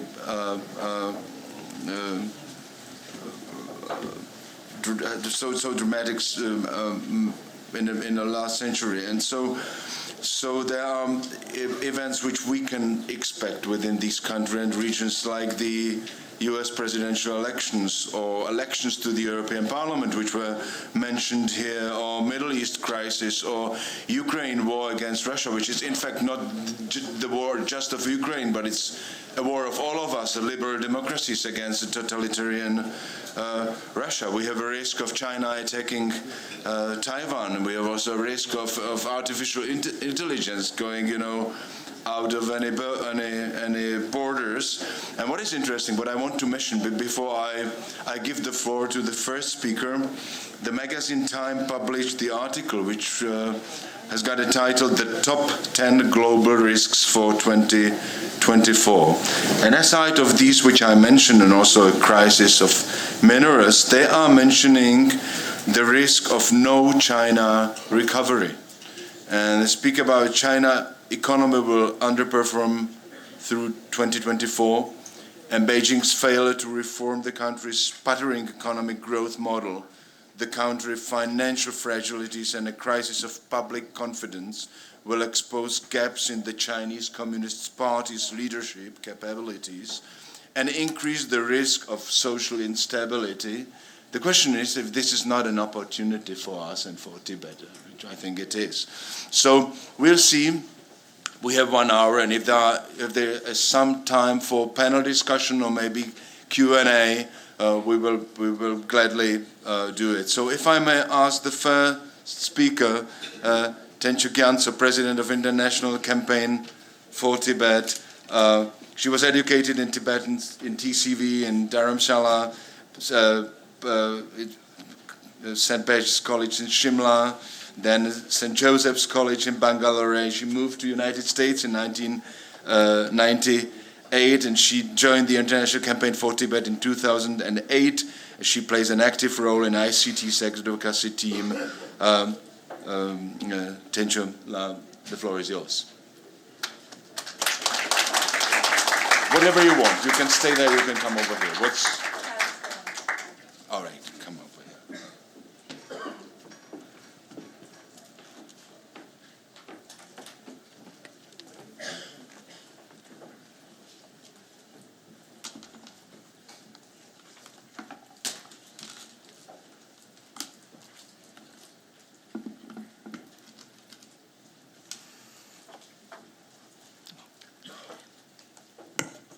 Hello, everyone.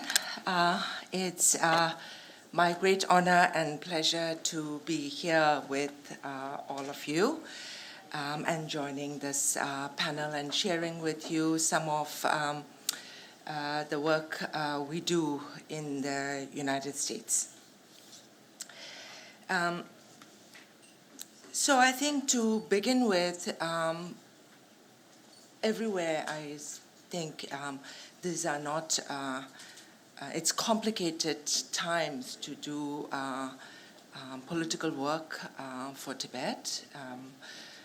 We are looking in the United States a very polarized country where even, important things like the funding bill for Ukraine is not able to be passed through Congress. It is, as Martin said, an election year, so there are a lot of different agendas there. The United States' relationship with China is also, it's looking at managing competition without conflict. So in the midst of all of that is how we have to operate. But we've, as other speakers have spoken before, we have been able to make progress on Tibet even in the midst of this. And I think the progress we're able to make is because because of all the work that has been done already before us, from His Holiness traveling there so many times, from the Tibetan leadership from the Central Tibetan Administration who have worked there to build a space that is bipartisan, that Tibet is viewed as a just cause that is worthy of support. So it is on the foundation that has already been built that we're able to work strategically to find space to move. So with that, I think whatever we do as we work today, we work first of all making sure that Tibet support is bipartisan and from every field. So I think I can honestly say Tibet is one force that brings a divided Congress together. And you saw that in how this last bill was passed with such bipartisan strong support. I myself have seen where when His Holiness comes to Congress, even at a most divided time when both the leaderships from the Republican and the Democrat sides weren't talking on anything, you see them coming, His Holiness holding hands and bringing them forth. So, I mean, this feeling is still there that this is an issue that everybody's united towards, and it's primarily led, I think, because people see His Holiness as somebody who stands for truth and justice, and it's the people inside Tibet whose resilience and spirit we've seen over the years. And then it's also the strategic and means with which the leadership in exile have moved with all the friends and coalitions building together a strong support. So with those framework, we always try, first of all, any bill on Tibet, we don't do anything without bipartisan support, and that's one of the premise that we work on. We always build that bipartisan support, and when we build that bipartisan, we also make sure that it is leaders who are looked upon by everyone as standing in the middle. So that's one way we've worked on. The other way we work is that we are one voice.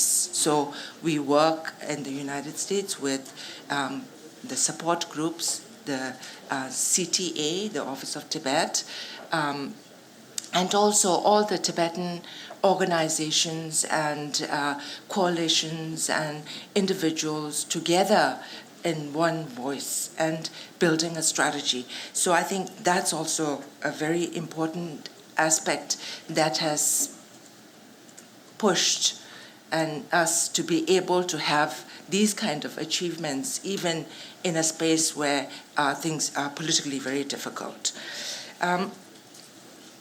In terms of what we have been working on in the United States, is currently we are working on the Resolve Tibet Act, which is, earlier others have mentioned it, but this is based on, as Sikyong earlier spoke, his administration's focus on ensuring the history of Tibet and pushing for dialogue through the middle way approach. So looking at this scenario, we said, what is possible? And we had successes in the United States of having passed a bill called Reciprocal Access to Tibet in 2018, and a Tibet Policy and Support Act in 2022.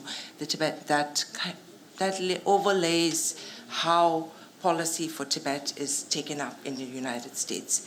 So based on what is in those legislation and what is missing, this legislation, the Resolve Tibet Act, was kind of creatively created. And primarily what it does is engages in, first of all, it points out that the dispute between Tibet and China, that there is a dispute, a situation between Tibet and China that needs resolution. So this is a way of saying this is an issue that is unresolved and that needs resolution, and towards that effect, dialogue is the way forward, and that it needs focus.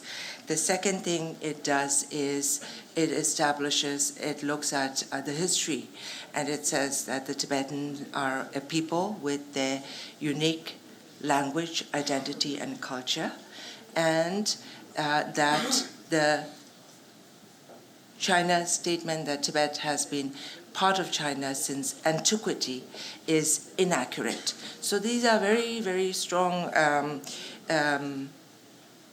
issues that are important for the Tibetan movement going forward.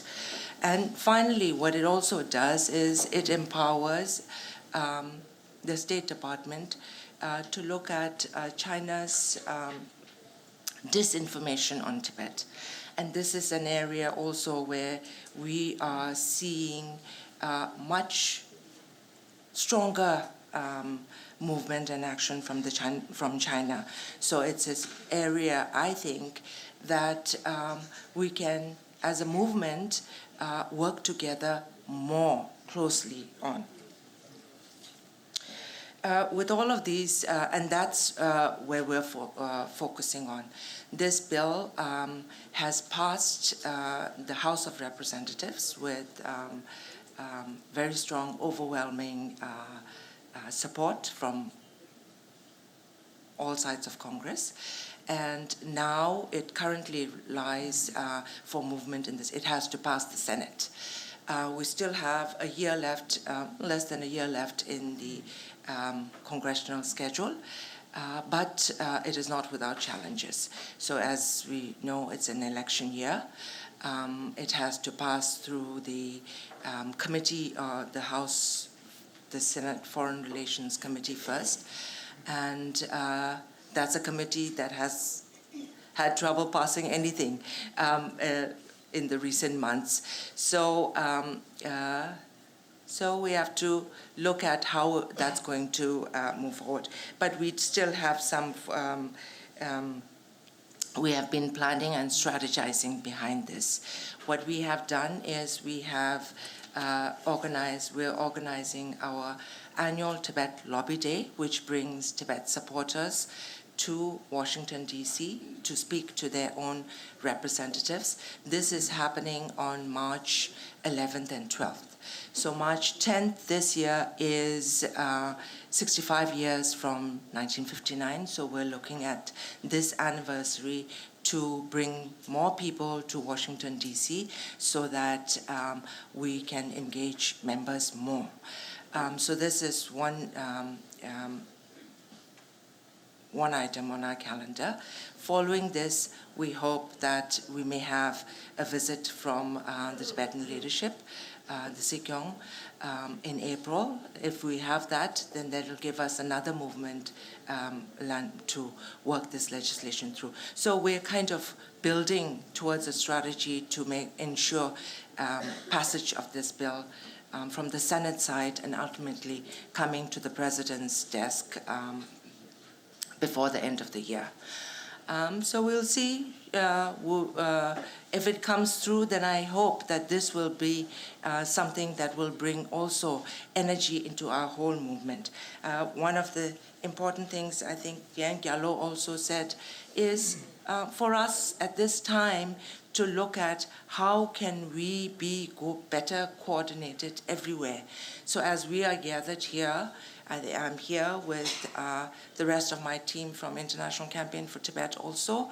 And yesterday when we were all discussing, we were also saying this is an opportunity for us to listen and hear from all of you, your experiences, what you are all facing, sharing with you the challenges and the space that we work in, and learn from each other, as well as build and look at more. I think we need creativity, and we need to not just know what is going on there, but how do we communicate our messaging better.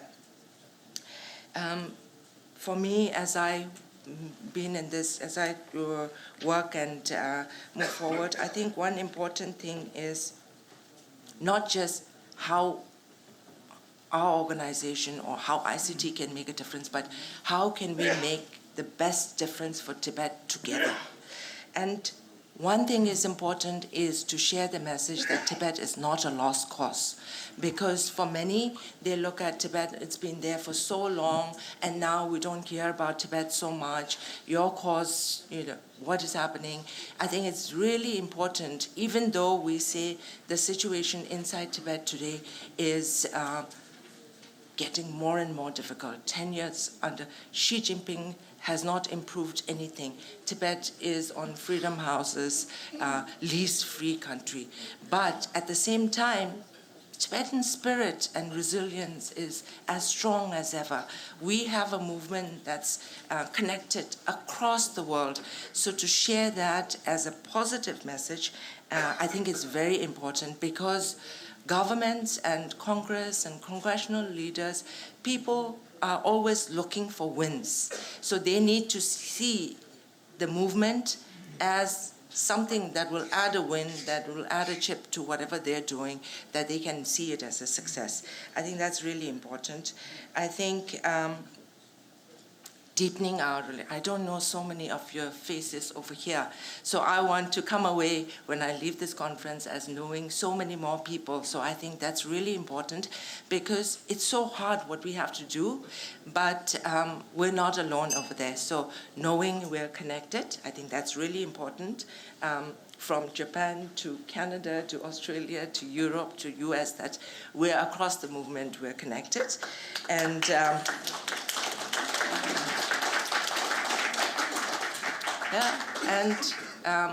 learning to put Tibet and the cause first, bringing creative energy and being united. I think that'll leave that at that. And taking too much time, Martin is standing behind me, I didn't realize that. And I'll be here around for questions. Thank you.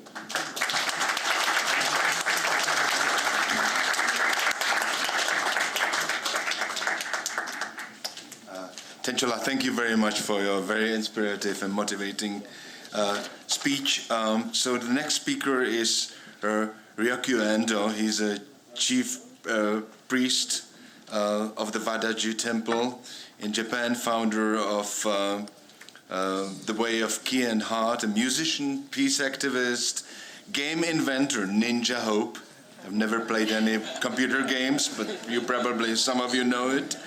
Has written 8 books and released 6 CDs. I think it's enough for the introduction, and the floor is yours. And would you like to speak from there or here? It's up. Okay, so here. So if I then stand behind you, means that you are short of time and others are on the list. Thank you. Come. You might have to stand on the side, because I didn't see you. That was all right. That was all right.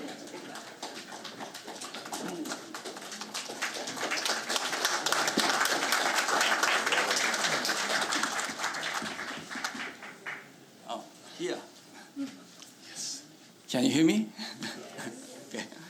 So to make it short, in the beginning, I believe one of the common struggle of all of us here is how would we be able to let human beings be responsible to happiness of each other. As one of the quote of the famous His Holiness quote. Okay? Kindness is my religion. Our religion has to be mercy. Based on this thought, we humbly would like to share one idea. How to keep His Holiness, the Dalai Lama's image in the world eternally, and strengthen the international Tibet promotion network. So, this is the first time I use, so yeah. The subject, how can we direct the eyes of the people in the world to focus on Tibet? The Tibetan way of non-violence and compassion has been a major symbol for nearly 80 years. It must continue because the example of His Holiness, the Dalai Lama, has given is needed everywhere in the world. How can we make the name of His Holiness eternal? Not only for Buddhist people, but human beings in general. We wish to unify humanity by promoting the teachings of His Holiness, the Dalai Lama, beyond religion, nationality, and ideology. So next, I have to do it. So busy. Okay, sounds good. How can we achieve this?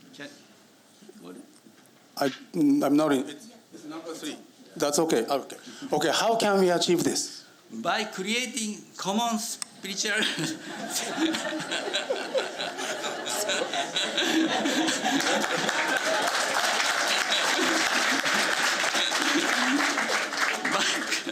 you can read it.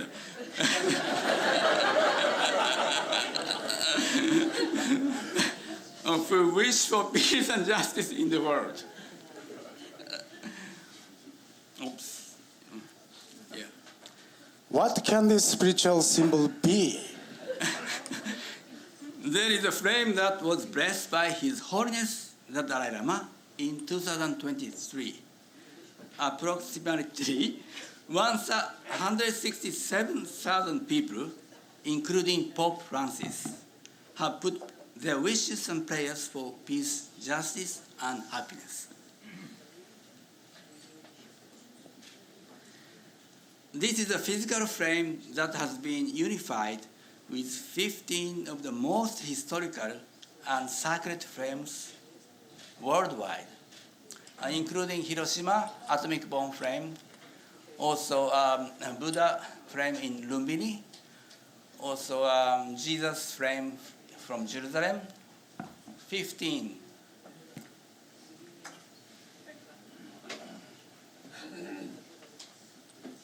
And actually 2 more in. Just update. What is this frame called? This is called the flame of hope. Flame of hope. Yeah. Please don't laugh. It makes me laugh.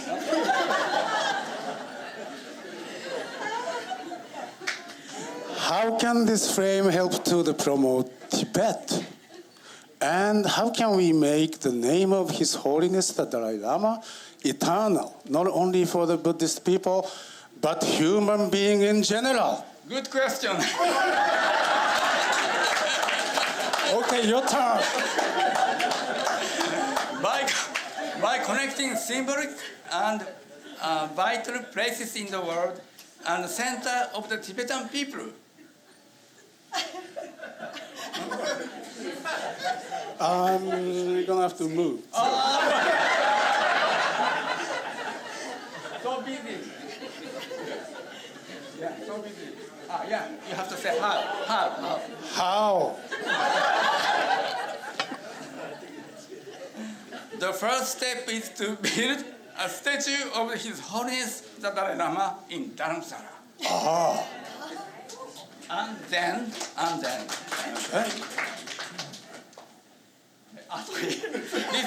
No, wait. All right. Oh.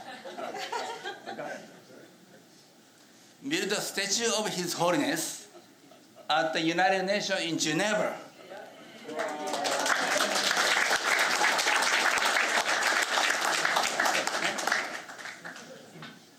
All right?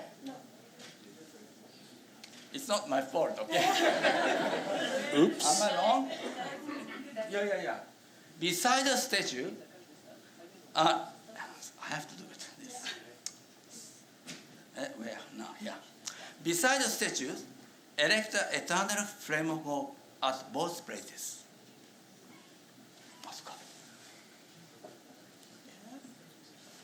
Yeah. What can be the reason why the eternal flame of hope is beside the statue of His Holiness? What can be the reason? Yes. Good question, too. We believe the fundamental concept of the flame of hope is a practical expression of His Holiness. Famous quote. You know, my religion is very simple. My religion is kindness.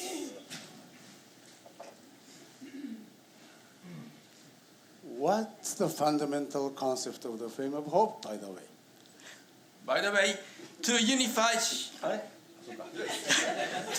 humanity through the heart of giving.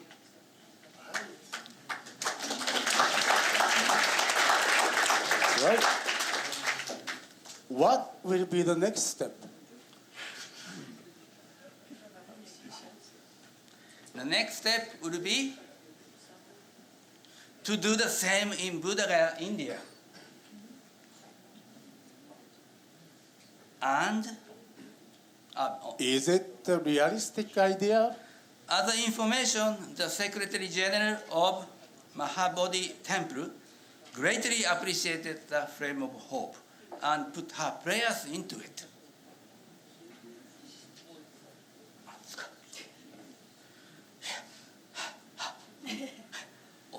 Also in Jerusalem, because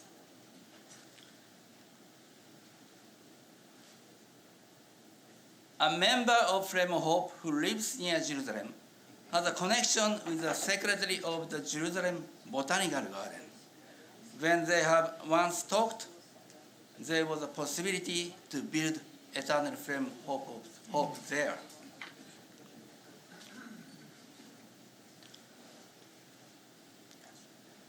As addition, the flame of hope has tremendous healing energy and gives good fortune to people.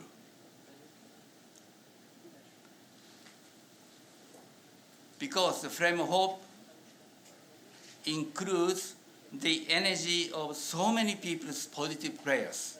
This is flame of hope. 167,000 people's prayers in the year. Yes.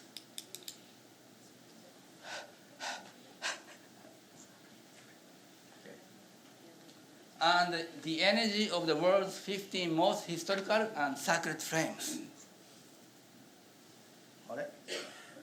Doesn't show the pictures. Okay. Doesn't include the 3 flames that has been burning since 1,200 years.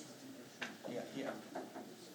One is in Japan, Hiroshima Prefecture. The other one is Jerusalem, and one is in France.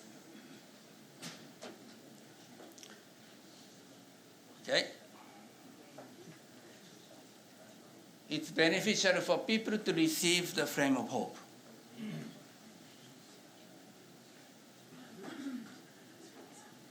For their happiness, health, and good fortune.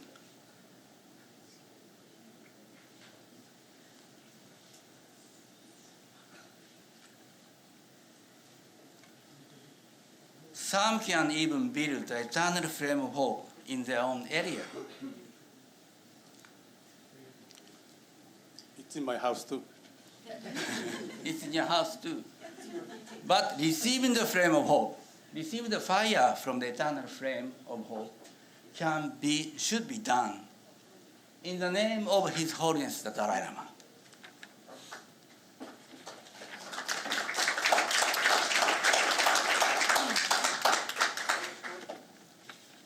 We believe this will make His Holiness' name eternal, including for non-Buddhist people as long as the flame of hope is burning in the world. Yes. All the eternal flame of hope in the world can connect with each other and create a strong network as a symbol of unification of all humanity. We deeply hope this can greatly help to promote Tibet now and in the future in the name of His Holiness the Dalai Lama. Thank you very much. Thank you so much. Thank you very much.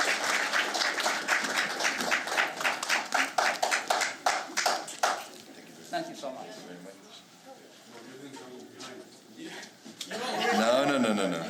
No, I haven't had a courage to go behind you. Thank you very much for your presentation. It shows us how diverse the world, our planet is.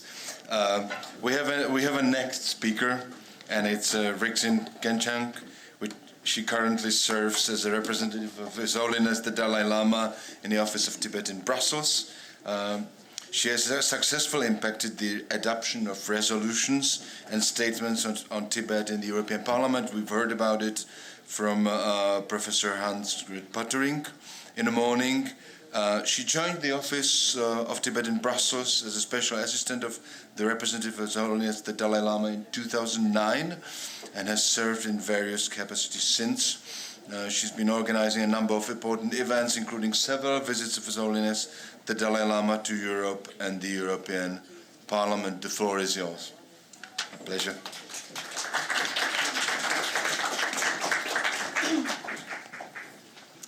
I'm indeed honored to be on a panel of esteemed speakers. I wish my presentation was as interesting as the one from the previous speakers, but mine is going to be a bit boring, so I'd like everyone's attention, please. I have been given the impossible task of providing a general overview of political advocacy and support in the EU in 10 minutes. I have to admit it is no simple task because the European Union is a complex entity accommodating interests of 27 member states while delivering effective policies for over 480 million citizens. And when people talk about or think about the EU, simple is not a word. The EU is also a labyrinth of agencies, committees, commissions, and a bureaucratic monster. There is no denying that even seasoned politicians struggle to understand the EU's decision-making procedures. When discussing support for Tibet in the EU, it is important to understand and acknowledge the fact that the EU does not currently have a clear policy on Tibet. It is part of its broader approach to human rights and engagement with China. Moreover, the lack of cohesion among the member states in their approach to Tibet weakens their combined leverage. The degree of political support for Tibet, therefore, varies across the member states. As you can imagine, this is largely influenced by their national interest, economic ties with China, and foreign policy priorities.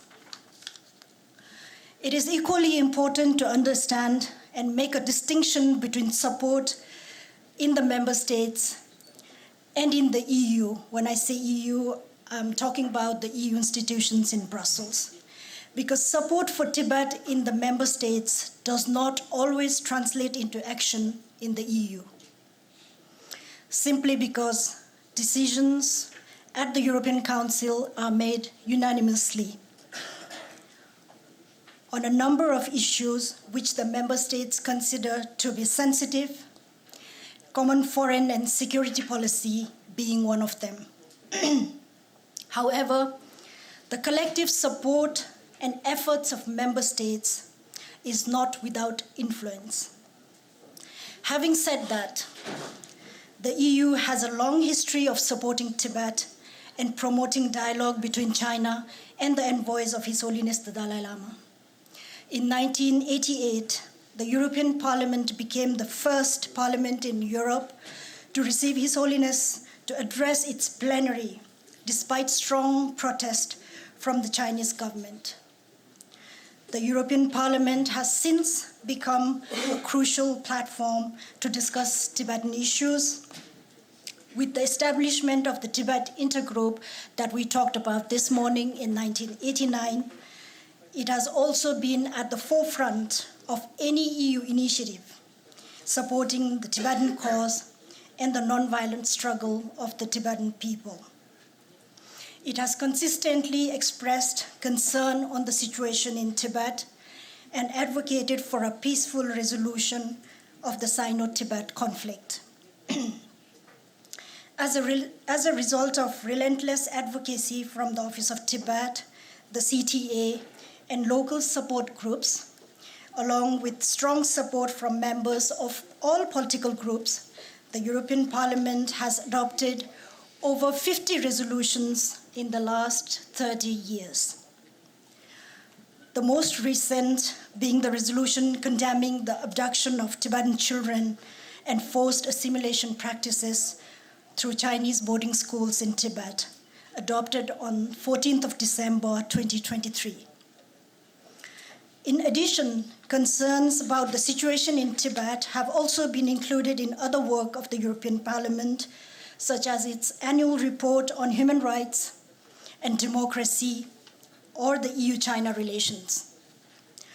The Office of Tibet in Brussels prioritizes its relationship with EU lawmakers and officials to ensure that Tibet remains high on the agenda of the European Union. Accordingly, the EU regularly raises its concerns about the human rights situation in Tibet, including in international fora such as the UN Human Rights Council under item number 4. As many of you may recall, in 2015, the European Council President Donald Tusk expressed concern on the situation in Tibet and called for the resumption of Sino-Tibetan dialogue during the joint press conference with Premier Li after the 17th EU-China summit. Furthermore, in the statements and press releases issued in the aftermath of the EU-China human rights dialogue by the European Union's diplomatic service, the European External Action Service, Tibet is repeatedly highlighted. It is also a regular practice to raise individual cases of Tibetan political prisoners during the EU-China human rights dialogue. Most recently, during the 38th EU-China human rights dialogue in February last year, the EU spotlighted the situation inside Tibet and called for the immediate release of Tibetan activists, writers, and religious leaders, including Gyal Gyatso, Rinchen Tsutim, and Tashi Doje.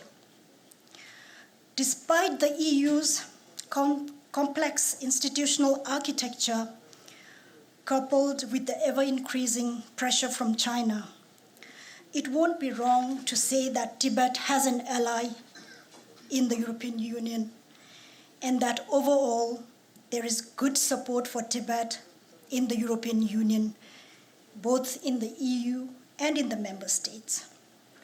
So Martin also requested us to talk about our future advocacy projects. I'll just touch briefly on one of them. As we all know, we have the European elections coming up in June this year, precisely on the 9th of June. So with the International Campaign for Tibet in Brussels, we have a project in the pipeline about our intention to re-establish the Tibet intergroup that existed from 1988 to 2014, which unfortunately had to be relabeled as Tibet Interest Group in 2014. So we will be making earnest effort to re-establish the Tibet intergroup, and we will be requesting all of your support. So this is a project in the pipeline, but I wouldn't want to talk too much about it at the moment, because I think we will be getting time to discuss it during the workshop sessions. I think that's about it. Thank you very much.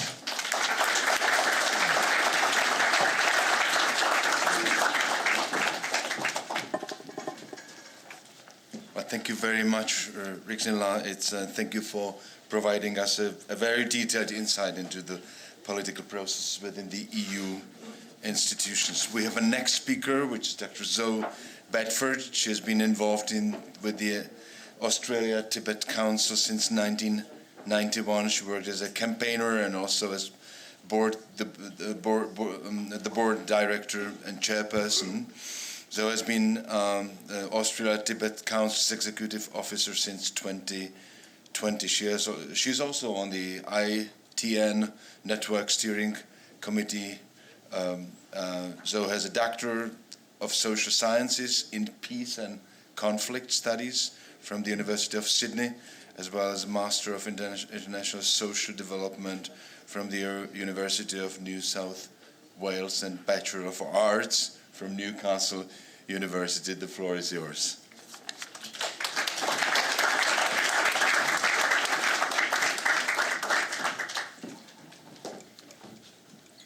Hello, Tasha Dele. Oh, this is me. Okay. Hi, nice to see you all. So I was just going to speak briefly about the situation in Australia. And wait a minute. How do I do this? Oh, yes, okay. So Australia-Tibet Council is a Tibet support group, obviously, and an NGO. We're a charity, and we're funded by members and supporters. On the one hand, we're actually a very small organisation. It's a bit intimidating to be on a panel with ICT and things like that. We only have 2 staff and a lot of volunteers. But at the same time, with our members and supporters, we are the largest community of Australians standing in solidarity with the people of Tibet. You know, we are the Free Tibet movement in Australia. Australia is considered a...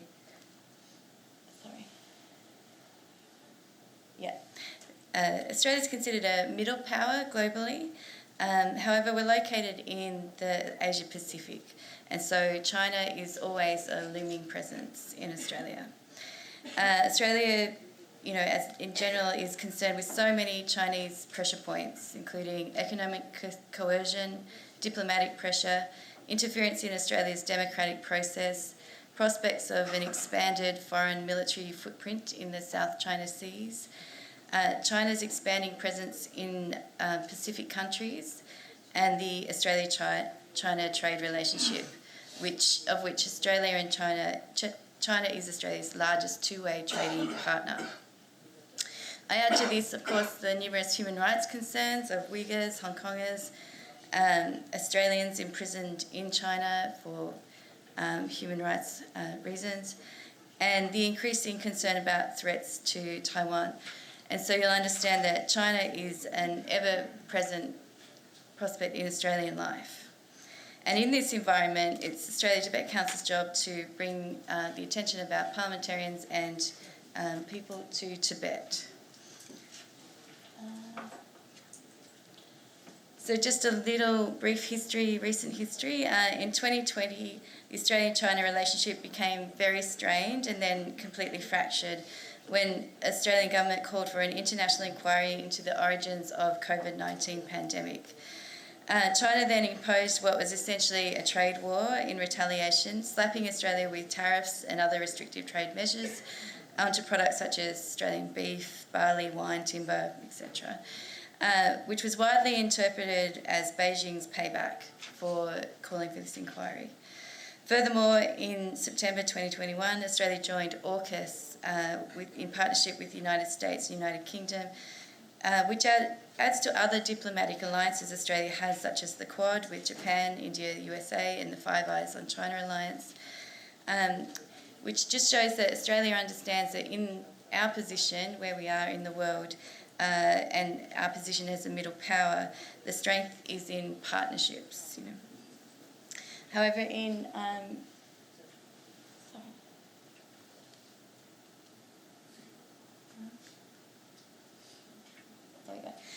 2022, there was a new government elected in Australia who expressly said that they were intended to repair the relationship with China, in particular the trade relationship, which has resulted in things like the Australian Prime Minister visiting China, which was the first visit since 2016, and we're expecting actually that Australia could receive a reciprocal high-level visit from Chinese authorities later this year, which will give us and the cross movement, of course, a rallying point, but just shows that this relationship is becoming stronger. When raising Tibet with the government, we received this response, which is that they need to cooperate with China where they can and disagree where they must and engage our national interests. They also make us the commitment when we raise human rights issues with them that they will speak out as necessary on issues that matter to Australians, including human rights, and uphold international rules to which we've all agreed. That's from our Foreign Minister. And so we try to hold the Australian government to that they won't pursue a relationship with China and a trade relationship at the expense of Tibet or human rights in China. ATC's current campaigns that we're working on Tibet's stolen children, working on religious freedom in Tibet and the future reincarnation of His Holiness Dalai Lama. We're working on forced labour in Tibet. We're asking the Australian government to implement Magnitsky sanctions for CCP officials responsible in particular for the Colonial boarding school system and forced labour in Tibet. And we are calling for a human rights accountability process to be built into the Australia trade relationship with China. And I'll just go through some of our activities in the past year.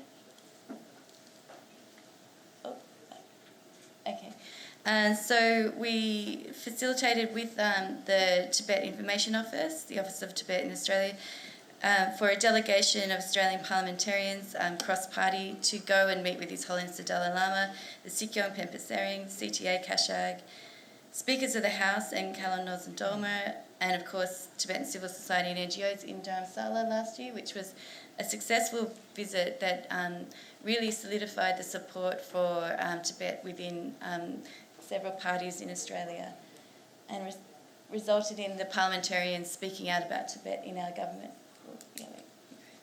And they, of course, have joined an all-party parliamentary Tibet group, which Australia Tibet Council coordinates and provides briefings to and information for their advocacy. And in the last year, their advocacy has really stepped up a notch to speaking out about Tibet in the House of Representatives.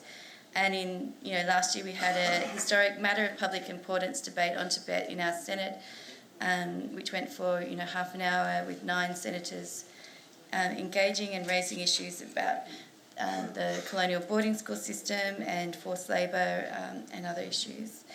And also they can receive important visitors to Australia, such as here in pictured Colonial and Dolma and Sikong. We also do annually Tibet Lobby Day, which is an event we do in partnership with the Tibetan Community Associations of Australia. And of course, since last year, and we hope increasingly with VTAG. We coordinate events and briefings for the Tibetan community to be able to speak directly to parliamentarians on the core advocacy issues. So the community raising these directly with parliamentarians.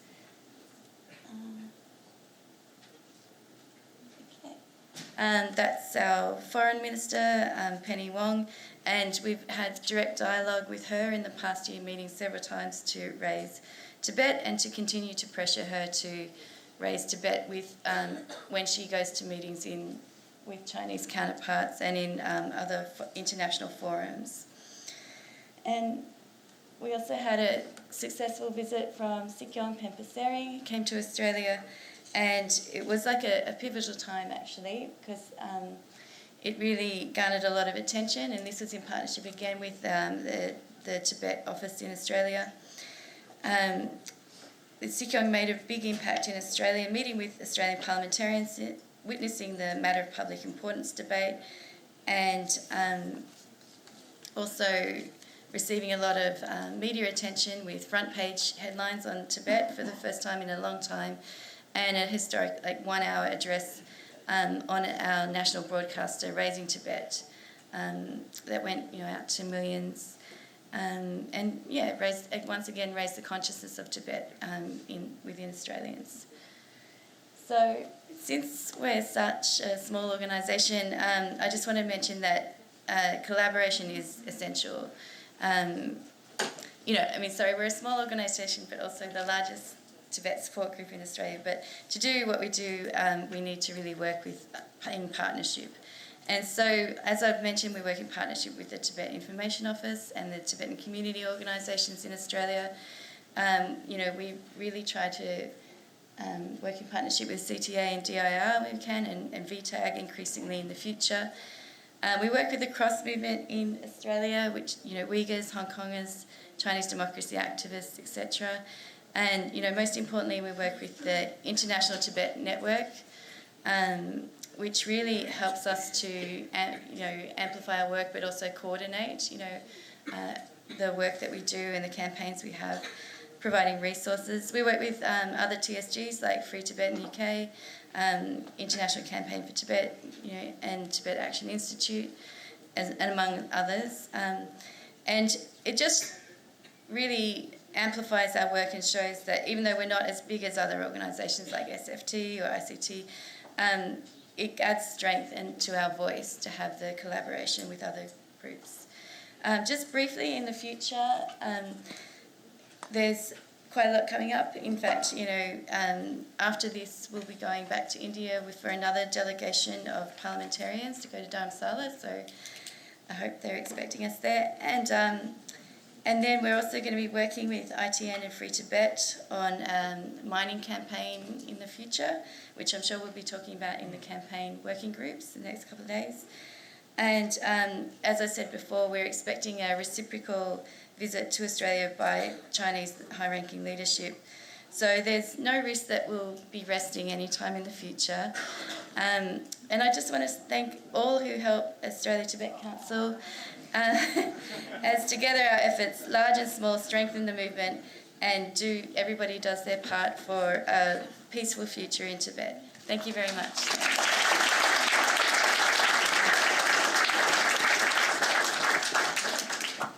Thank you very much. One would expect a kangaroo there. If you don't mind, we will have a last speaker, 8 to 10 minutes, and thank you for description of what you've done in Australia. So we have Sherab Cherin. He joined the Canada-Tibet Committee as its executive director in January 2018 after moving to Canada in 2015. Before relocating to Canada, Sherab worked with the Himalayan Society for Youth and Women Empowerment in Nepal. He oversaw USAID projects supporting education in Tibetan schools in India and Nepal. And additionally, he worked as a research analyst at Thomson Reuters in Bangalore. And academically, he holds a Master of Management, Innovation and Entrepreneurship for Queen's University in Canada and MBA from India. The floor and 8 to 10 minutes is yours.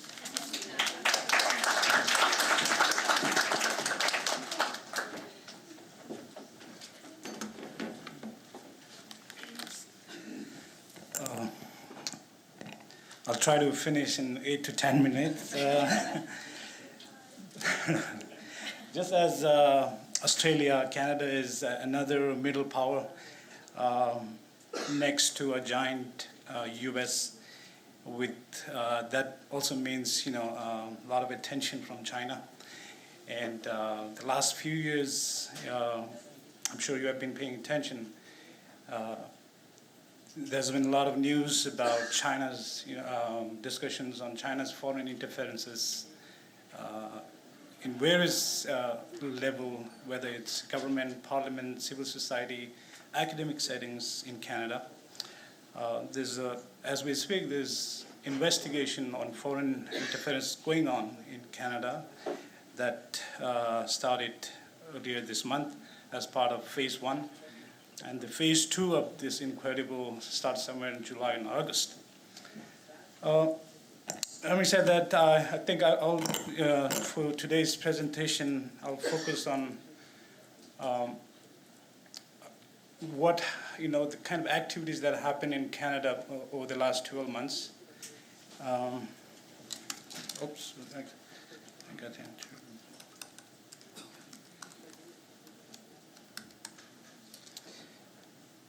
So around this time last year, in February, there was a launch of a new coalition that CTC, Canada Tibet Committee, co-started. And my colleague who's here today with us, Dr. Eliza Von Bayer, she represented CTC in Ottawa, along with members of Tigrayan community, Sri Lankan Tamil, Rwanda, and Uyghur to start a coalition called Alliance of Genocide Victim Community. These are the communities that are victims of genocides in their respective communities. And as part of the coalition, in the last 12 months, we have co-organized 2 different events, one in parliamentary event in Ottawa with the participation of MPs from all parties, and the other being even at the University of Toronto, focusing more on the academic discussion on the genocides. And then I'm going in the chronological order without mentioning the exact date or the time of the event. And after that, I think somewhere in March 2023, there was a hearing on the human rights issues at the Canada's Parliamentary Committee on Foreign Affairs and International Development, where I had a chance to talk about arbitrary detention, torture, and killings in Tibet, where I highlighted the case of Jigme Gyatso. Following that, we had a hearing on focusing on the residential school, where, as we all know, with the excellent report from Dr. Gyal and Tibet Action Institute, there were CTC representative, Dr. Gyal, of course, Tendurla, and Rinpoche, who testified on the issue from different perspectives on the residential schools. And taking this opportunity, I wanted to mention, Dr. Gyal's incredible testimony at different occasions have really, I think, moved this important issue at a global level. And I personally see this as, someone who have experienced, witnessed the unfortunate issue of, forced separation of Tibetan children from their parents into residential schools. But not only witnessing, but having the education, skill, knowledge to make a sense of what is happening and then articulating it. It's really, I think, otherwise, we all know there are a lot of issues happening in Tibet. We have seen this for decades, but what we lacked is first-hand information, and access to information to Tibet has always been a problem. But more than that, really making sense of it, because Chinese policy implemented in Tibet is very sophisticated. So someone, as Dr. Gyal, has, I think, perfectly made a sense of what is happening.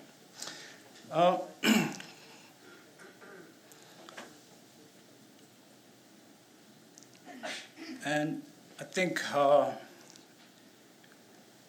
after the hearings on residential school by the Parliamentary Subcommittee on International Human Rights, Parliament came up with the report with 18 different recommendations, followed by a government response to it towards the end of the year.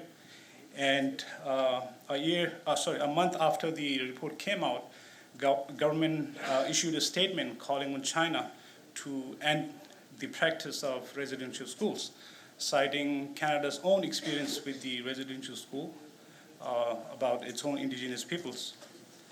Oops. I think I still have 3 minutes. Okay. I heard take your time. No, I just want to make sure. I think I also wanted to talk about a program that I think is one of the most impactful programs in Canada, which is Parliamentary Friends of Tibet internship program. Every year, Tibetan youth in Canada get this opportunity to intern a paid internship program for 2 months in Ottawa, where they get a chance to work closely with members of Parliament, where they get a chance to educate and inform MPs on Parliament Hill, as many MPs as they can in those two months. And also, I think, build an experience for their own future career. There have been several interns working on full-time with MPs that they have interned in the past. There have also been many activists and human rights advocates in Canada who have been part of this internship program, including myself. I interned with the MP Arifu Rani, who is now promoted as the Minister of Attorney General in Canada in 2016. I think this internship program, with the presence of so many Tibet support groups, I would suggest that the replication or the practice of such internship program in different countries where you're present would be, I think, very valuable to Tibetan youth, because I believe it's not only an advocacy, but it produces advocates. And then in November, we had a visit from Honorable Sikyong Pimbasringla to Ottawa. We had a 4-day event, which I would say is a very successful event. It included meetings with 32 different parliamentarians, including 4 cabinet ministers, one House speakers, leader of opposition parties, and several members of parliament, and government officials from Global Affairs Canada, which is Canada's foreign ministry.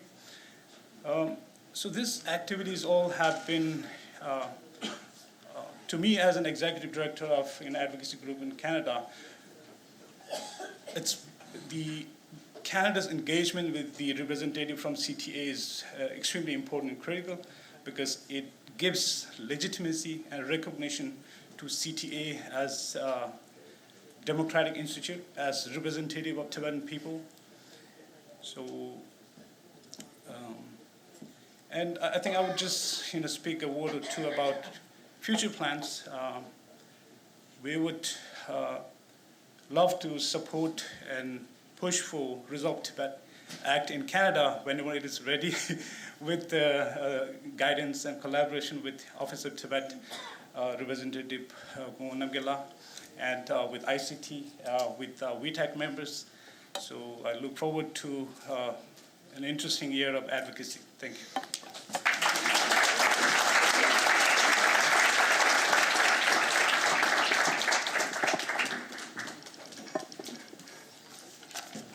Thank you very much. I don't know how about for you, but for me the presentations made a great impression up into me when we hear what all has been done all over the world and on the other side of the planet. And first, I want to thank all the speakers, but not just for your presentation here, but I hope on behalf of you for all what you have done and for all your plans to be done in favor of Tibet and Tibetan people. So I hope the presentations delivered an inspiration and motivation, and I hope that you registered the appeal of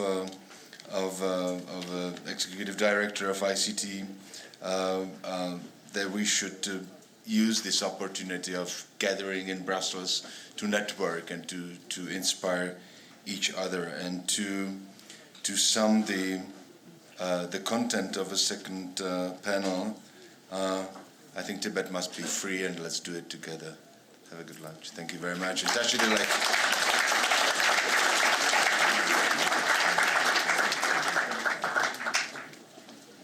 Thank you very much. We managed since 5 people 1 hour.